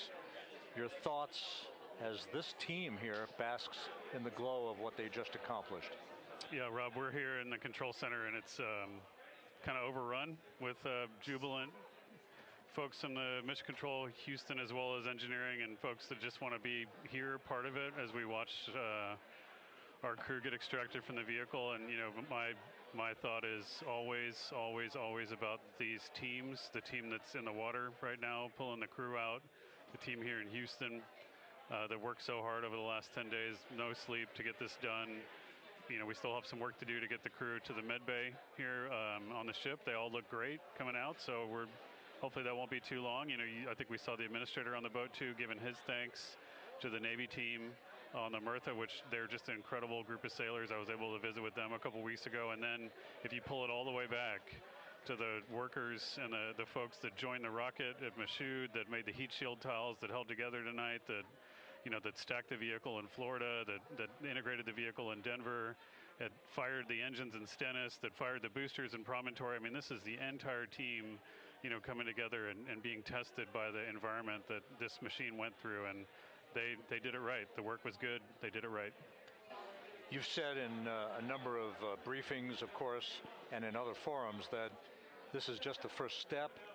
The cadence has to step up, as the administrator has indicated. Now, it's a little early for the full report card on how Integrity did, but did this mission ultimately, from your eyes view, exceed expectations? It absolutely did. I mean, I was waiting to talk about this until we're in the water, and I think we still have, again, work to do to bring it in and really kind of go through it bolt by bolt and see what we learned. But I mean, so far, given what we learned during the mission and given how we performed on ascent, on entry, I always think about energy in terms of the states that you worry about the most, and every time we put these machines through these incredibly energetic states, they came through. So I'm fairly confident that we made a big step tonight to get us on the path towards the surface. I think the path to the surface is open now. We do have to do all the work, and we'll make sure we talk about that as cleanly as we can. We learned a few things during the mission, but I have to tell you, this was an incredible test of an incredible machine. From an American psyche standpoint, the Empire State Building was lit up red, white, and blue tonight. Our coverage was seen on baseball stadiums around the major leagues. How captivating was this experience for the American people, for the world, in fact, as we returned to the moon? I have not been able to watch a lot of the coverage as we've progressed through the mission. I will tell you, just from my witness in Florida before launch, and then seeing the people's faces here, and then reading where I can about how things are going. I think this has been a gift to the world from NASA. NASA has given the world a gift, proving to folks all over the place, especially young people, and that to me is what this is really about. Young people, when they see what we can do when we work together, when we have teams that collaborate, that it doesn't matter how hard the problems are, we can solve them. I'm hopeful that Artemis II, as folks witness what we were able to do with this incredible crew, this incredible team that we've birthed into the world, scientists and engineers and artists that have been inspired by this. And even if they don't come work in the program, which separately they should come work in the program, because Lord knows we need the help, but even if they don't want to come work in the program, hopefully they grow up to recognize they can do amazing things when they work together and contribute to society and be good citizens and really change the way, the challenges that are coming in the world are overcomable if we work together like this. And one final question. Flying to the moon, we did it. We've done it again this past week and a half or so. But the engineering that went behind the design of this mission and the precision, the pinpoint precision of this vehicle entering that entry corridor, it's almost mind-boggling. Yeah, it is incredible when you think about the energies involved and the uncertainties involved. That when we inserted the vehicle into orbit, it was 99.2% down the middle. When we dropped the vehicle right on top of the fleet here, our guys knew exactly where to go, but the guidance was perfect. You know, it's interesting. I've got this question a lot over the last few weeks about, you know, we did this before 53 years ago, and you know that.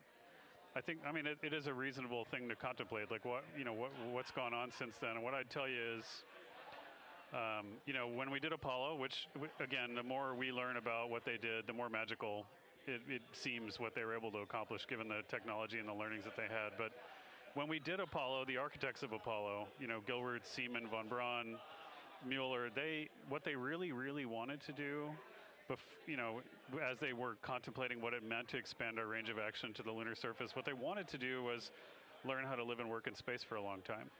They wanted to do that first before they were confident they could expand their range of action to the moon. Now, of course, the politics of the time and the mission at the time was different, and so they had to go straight to the moon and bring people home. And then after that, the program kind of lost its momentum. But you know, after that, NASA kept moving along those paths, right? So we recognized during Apollo that reusability was going to be important. We spent a lot of money on those machines, and you know, we spent a lot of money on these machines here. Even though, but we recognized that reusability was important, which is why we built a winged space plane called Space Shuttle, and then we used that reusable machine to build a space station. And we learned for 25 years how to live and work in space, and have been able to develop technologies that can enable exploration. So really, what I think is now, 53 years later, we're at the point where the architects of Apollo would have been pleased that we're now ready to actually go back to the moon and go back to stay, because we've learned all the things we needed to learn. There's a lot of people pleased here tonight, and we really thank you for joining us. Amit Kshatriya, NASA's Associate Administrator, as we begin to hoist the crew onto the helicopters to head back to the recovery ship. Thank you very much. Thank you, congratulations, Amit.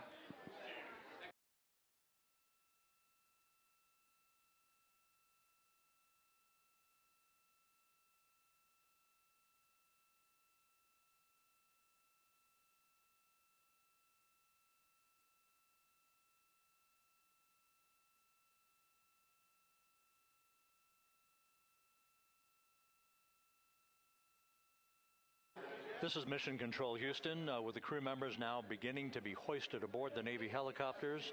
Let's go to Megan Cruz aboard the USS John P. Murtha, who will take it from here.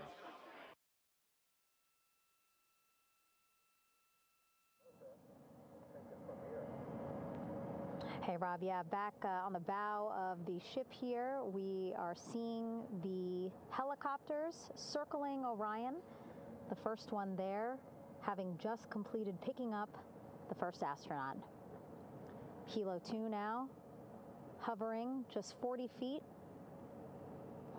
above the front porch, lowering a recovery specialist out of the helicopter. That person will touch down in the front porch just there.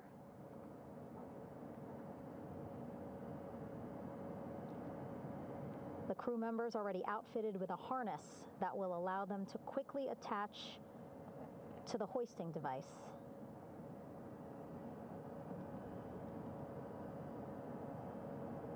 Look at the power of those blades throwing water out at the center there, the front porch, with now 3 astronauts and the recovery specialists. Again, crews already outfitted with a harness vest. And here we go. Second astronaut now off the front porch, getting hoisted into the second helicopter.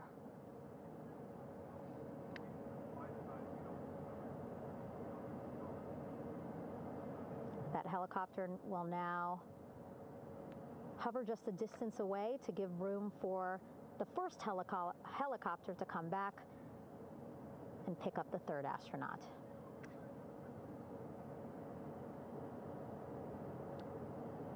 As we wait for that helicopter to come back, make its way back around, just want to mention that the President of the United States called our NASA administrator today while he was on the ship, just minutes after we interviewed him live on our coverage, and congratulated him and NASA on this history-making moment tonight.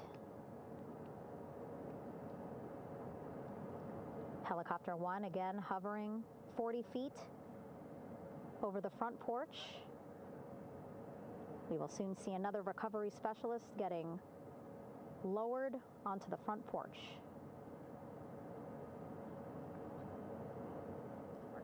Wow, imagine sitting on that front porch, the wind, the water. But again, the recovery team determined that a helicopter flight back to the ship here would be safer, faster, and more comfortable for our crew who just completed a 10-day mission around the moon. Third astronaut in the air, getting hoisted quickly back into the first helicopter now.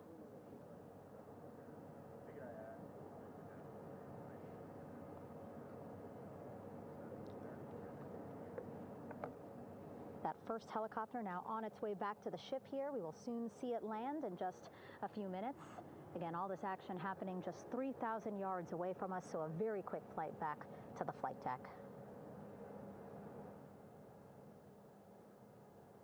And now the only person left on the front porch, Commander Reed Wiseman. That second helicopter now making its way back over to the front porch. Here it comes.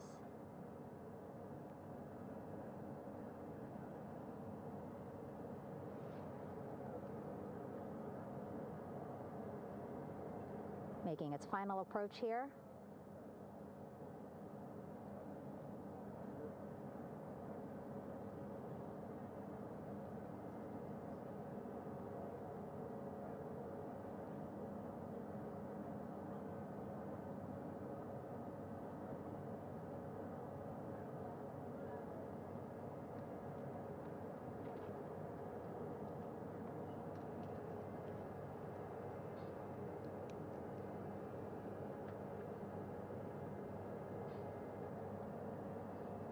The last astronaut, Commander Reed Wiseman, now off the front porch and almost into the second helicopter. Both now on their way back to the ship where we are, the USS John P. Murtha, just west of San Diego in the Pacific Ocean.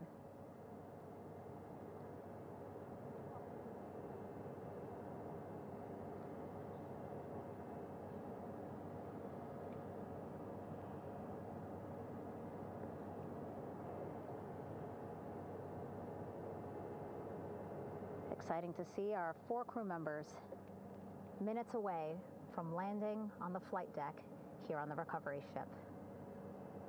550 people on this ship, excited, ready, anxious, looking forward to welcoming this crew aboard.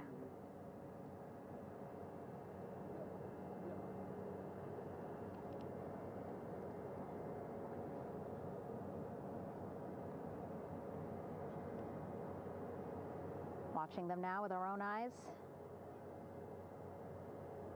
Close to the ship here. Hearing them begin to hover on the flight deck, which is just across from us, here on the bow.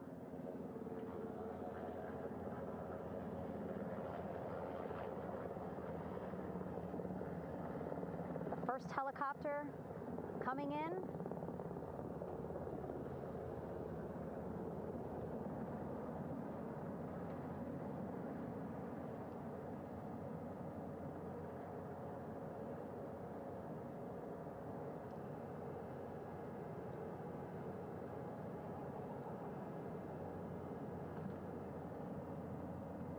And wheels down. Wheels down of the first helicopter carrying 2 of our Artemis II crew. Pilot Victor Glover and mission specialist Christina Cook.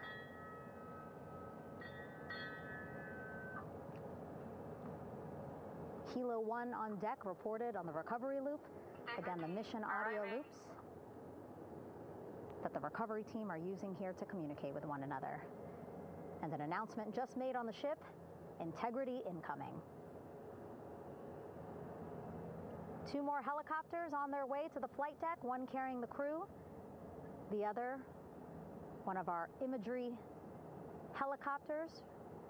Again, kudos to our imagery and aerial teams for giving us these beautiful views of history in the making. Set amid a gorgeous, soon-to-be sunset here in the Pacific Ocean.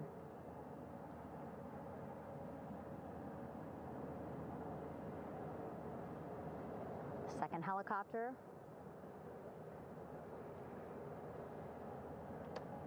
making its approach of the flight deck.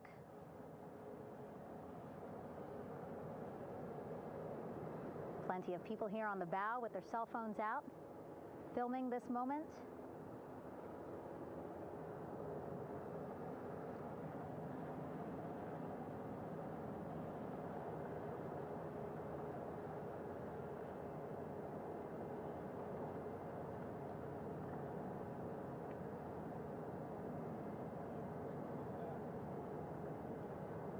Some impressive flying here by the Navy, as we are seconds away from wheels down. And there you go. We now have all 4 Artemis II crew members on the USS John P. Mirtha.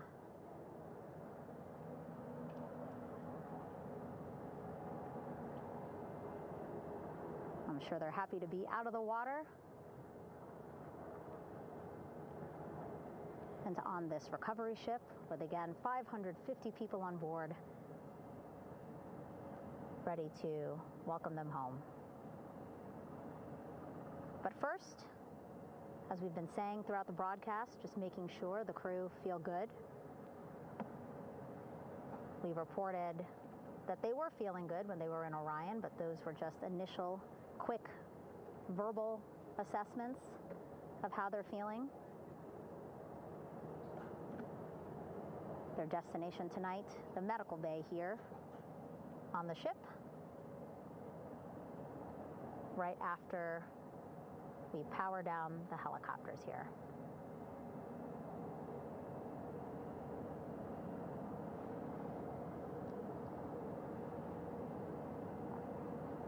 The team on the flight deck working quickly but methodically.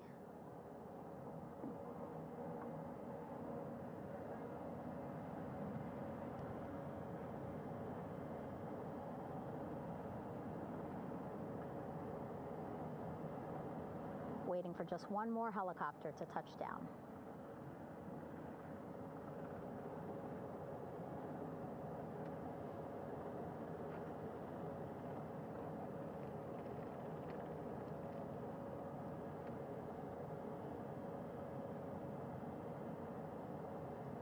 Very limited personnel here on the flight deck. Restricted maneuvering doctrine is in effect. As that third helicopter touches down.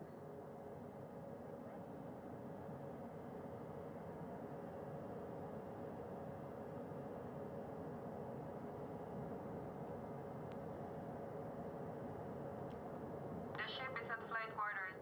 Stand clear of waiter decks, aft of frame 095, burn no cover stop sign, throw no articles over the side, hold all trash and garbage on station. Flight quarters. While just a few folks on the flight deck itself, there are plenty more on some upper decks. I see in some of our views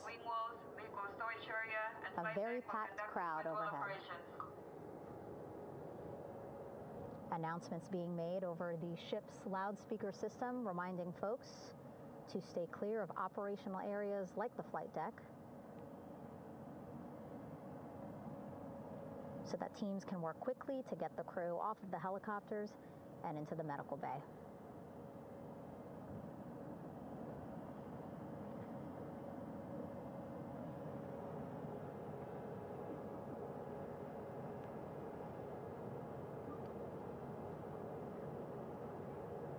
Splashdown today, 5:06 p.m. Pacific time. We are within 2 hours of that splashdown time, and already we have all 4 crew members on the flight deck of the USS John P. Mirtha.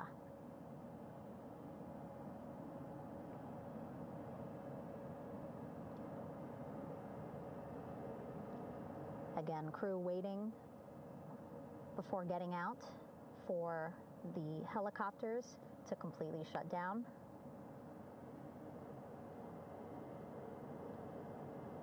Safety, of course, very important to NASA and the U.S. military.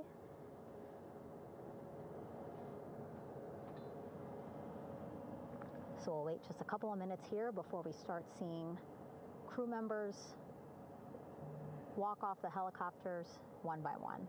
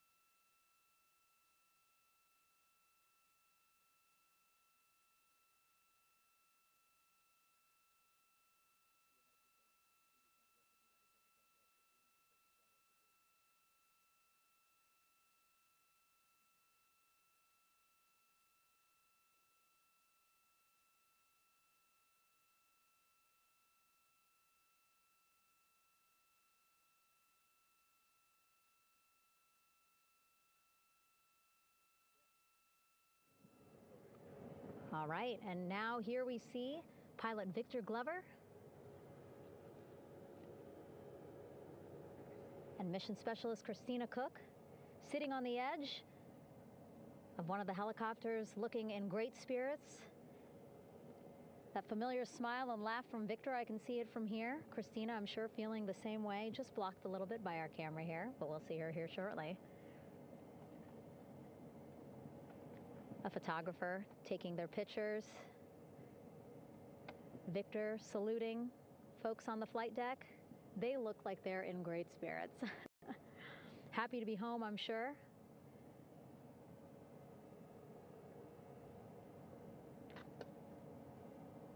If you're sitting at home, I hope you too are wondering, what would you want to ask them if you got a chance to talk to them? Because that is what I'm thinking about.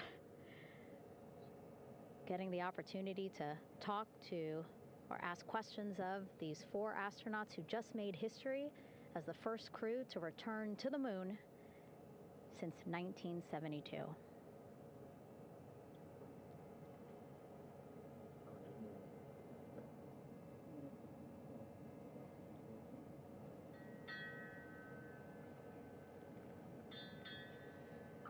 Oh, there we see Christina there, also smiling.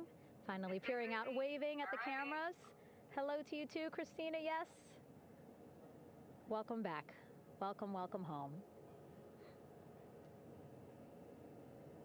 A loudspeaker announcement on the ship saying, "Welcome home, Integrity."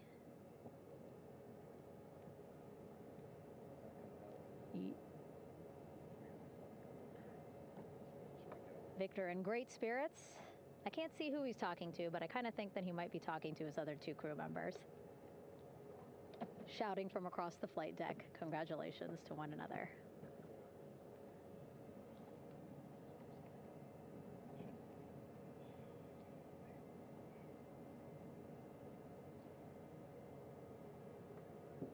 And so now we see some Navy personnel walking up to the helicopter. This is again the first helicopter carrying pilot Victor Glover and mission specialist Christina Cook. Both have taken off their helmets now.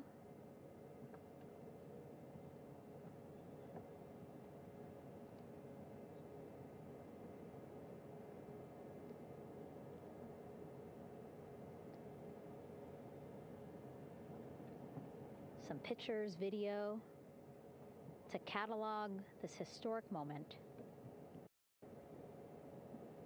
A beautiful sunset just behind them here in the Pacific Ocean. Golden hour. These pictures will be beautiful.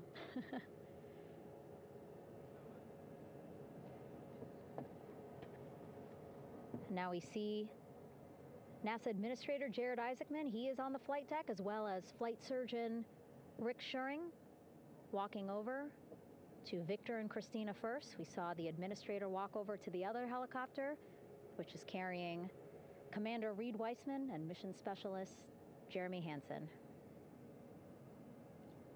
We heard from Rick earlier in the broadcast. Again, he said he's going to be out there on the flight deck to do another initial assessment of the crew, ask them how they're feeling, anything bothering them. But again, from what I'm seeing, they look like they're in great spirits and feeling pretty good for folks who just traveled 695,000 miles from Florida to the moon and now here to the Pacific Ocean.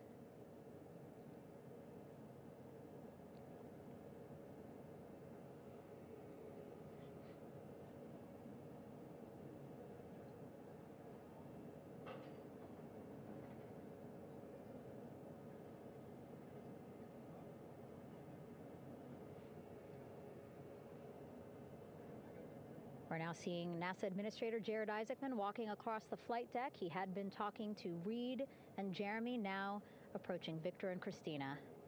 A hug from Victor, a hug from Christina. What a moment that we're getting to experience together.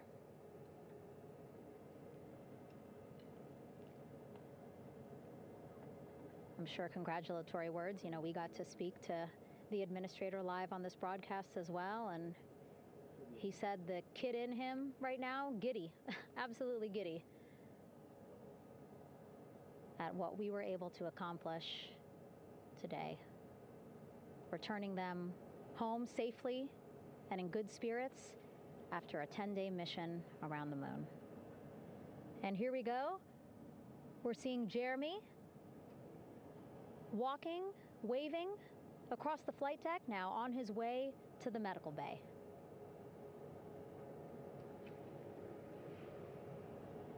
It's a short walk, less than a minute. Again, that's why the recovery team decided to use helicopters to get them on the flight deck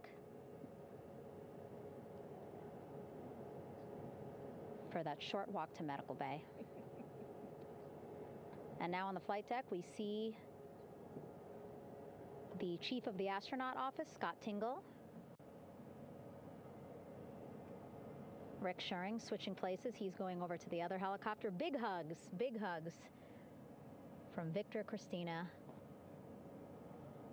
to Scott. Again, a gorgeous sunset setting the stage for this recovery tonight.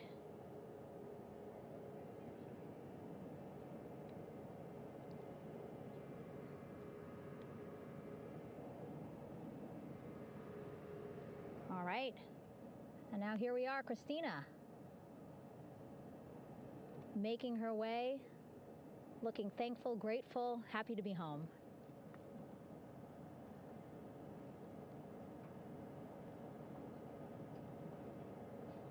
You can see she's looking up. Again, lots of people, just a few levels up off the flight deck,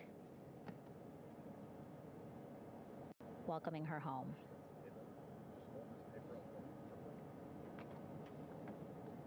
Scott holding the door like a gentleman, but back on his way to the other crew still on the flight deck.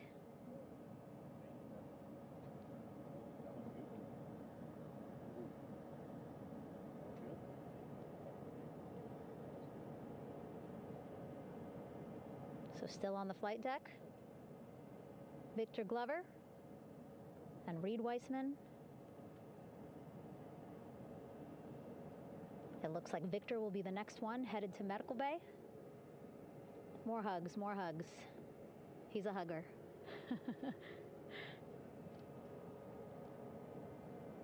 Victor looking good as he walks across the flight deck.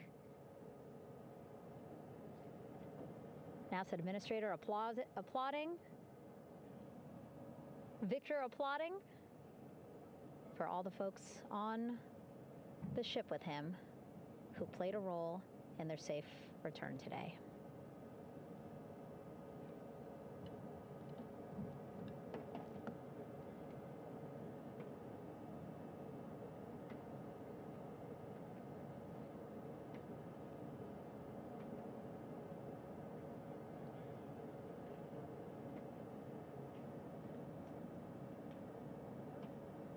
And finally, just one Artemis II crew member left on the flight deck, Commander Reed Weissman.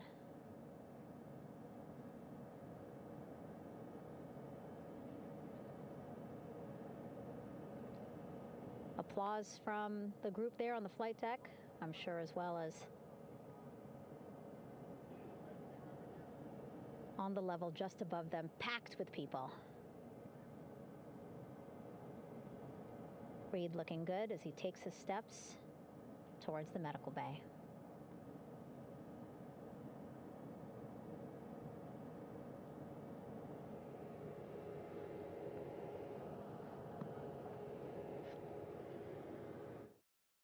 See our 4 Artemis II crew members back on the ship. Again, now they will head into medical bay, where they will be assessed by flight surgeons from both NASA as well as the Canadian Space Agency. A more in-depth assessment. When they get to medical bay, they will each have their own nurse.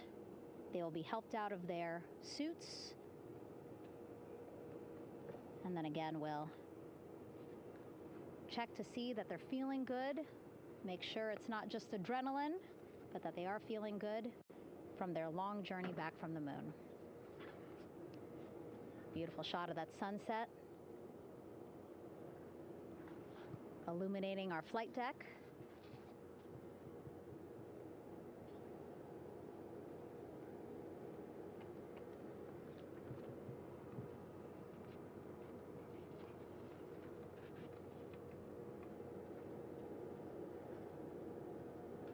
All right, and now with our astronauts safely on board, I want to welcome on Artemis Recovery Director Lily Villarreal.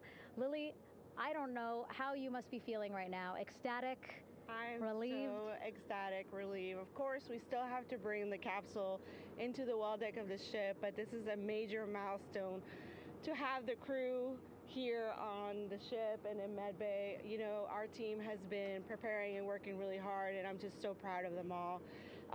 Everything went very well, just as planned. Our teammates in Houston, the flight control team was just amazing. We were able to have great conversations and communications about everything. And I don't know what else to say. I'm just so ecstatic. It's such a wonderful feeling to get to this point. Again, we still have to get the capsule, but this is huge for all of us in landing recovery, and I couldn't do this without my team, and of course the full support of the U.S. military.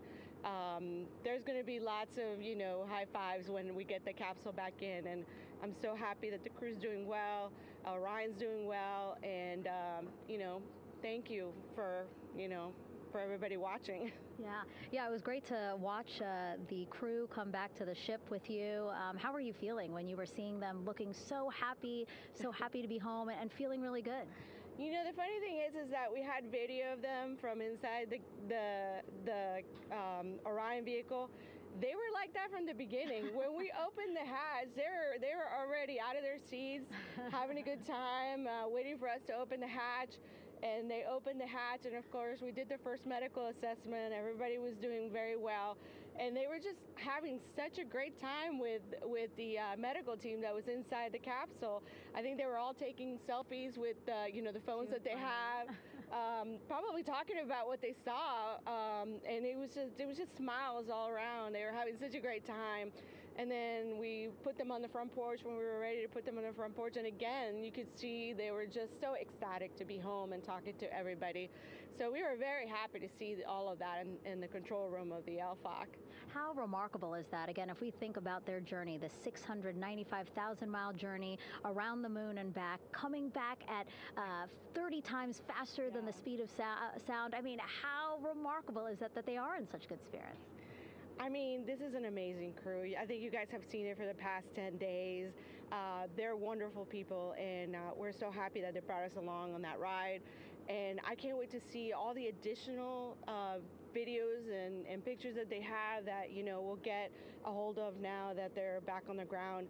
And I can't wait to hear how, a little more than what we saw on the press briefings from the crew about what they saw It's just fantastic. You know, some of my favorite people around this 10 days was the science team and how excited they were.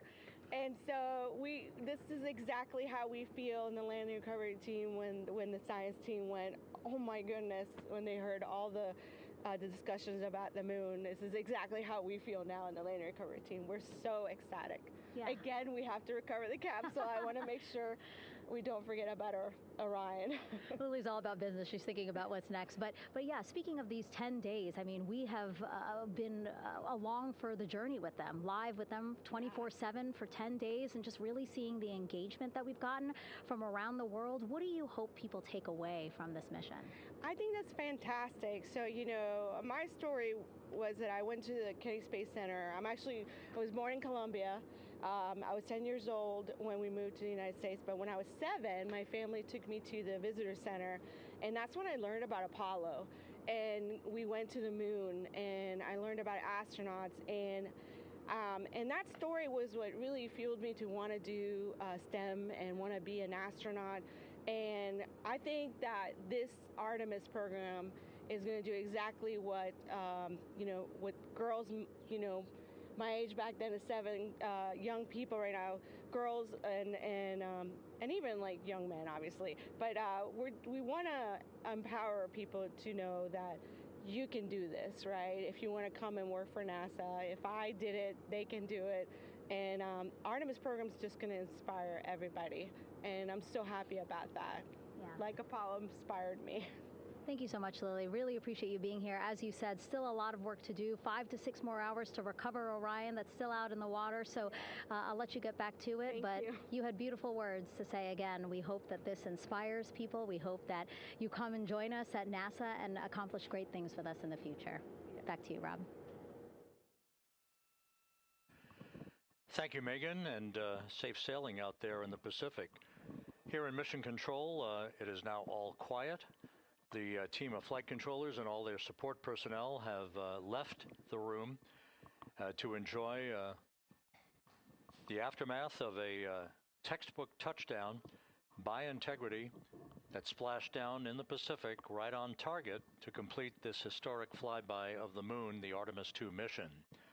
With that, we'll wrap up our coverage for the night and point you to a post-splashdown news conference in 15 minutes at 9:35 p.m. Central Time, 10:35 p.m. Eastern Time, where managers will discuss the return of the Integrity spacecraft and the completion of the Artemis II mission.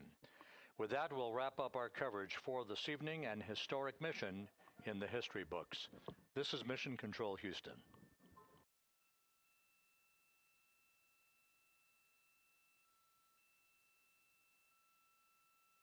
Main chute deploy.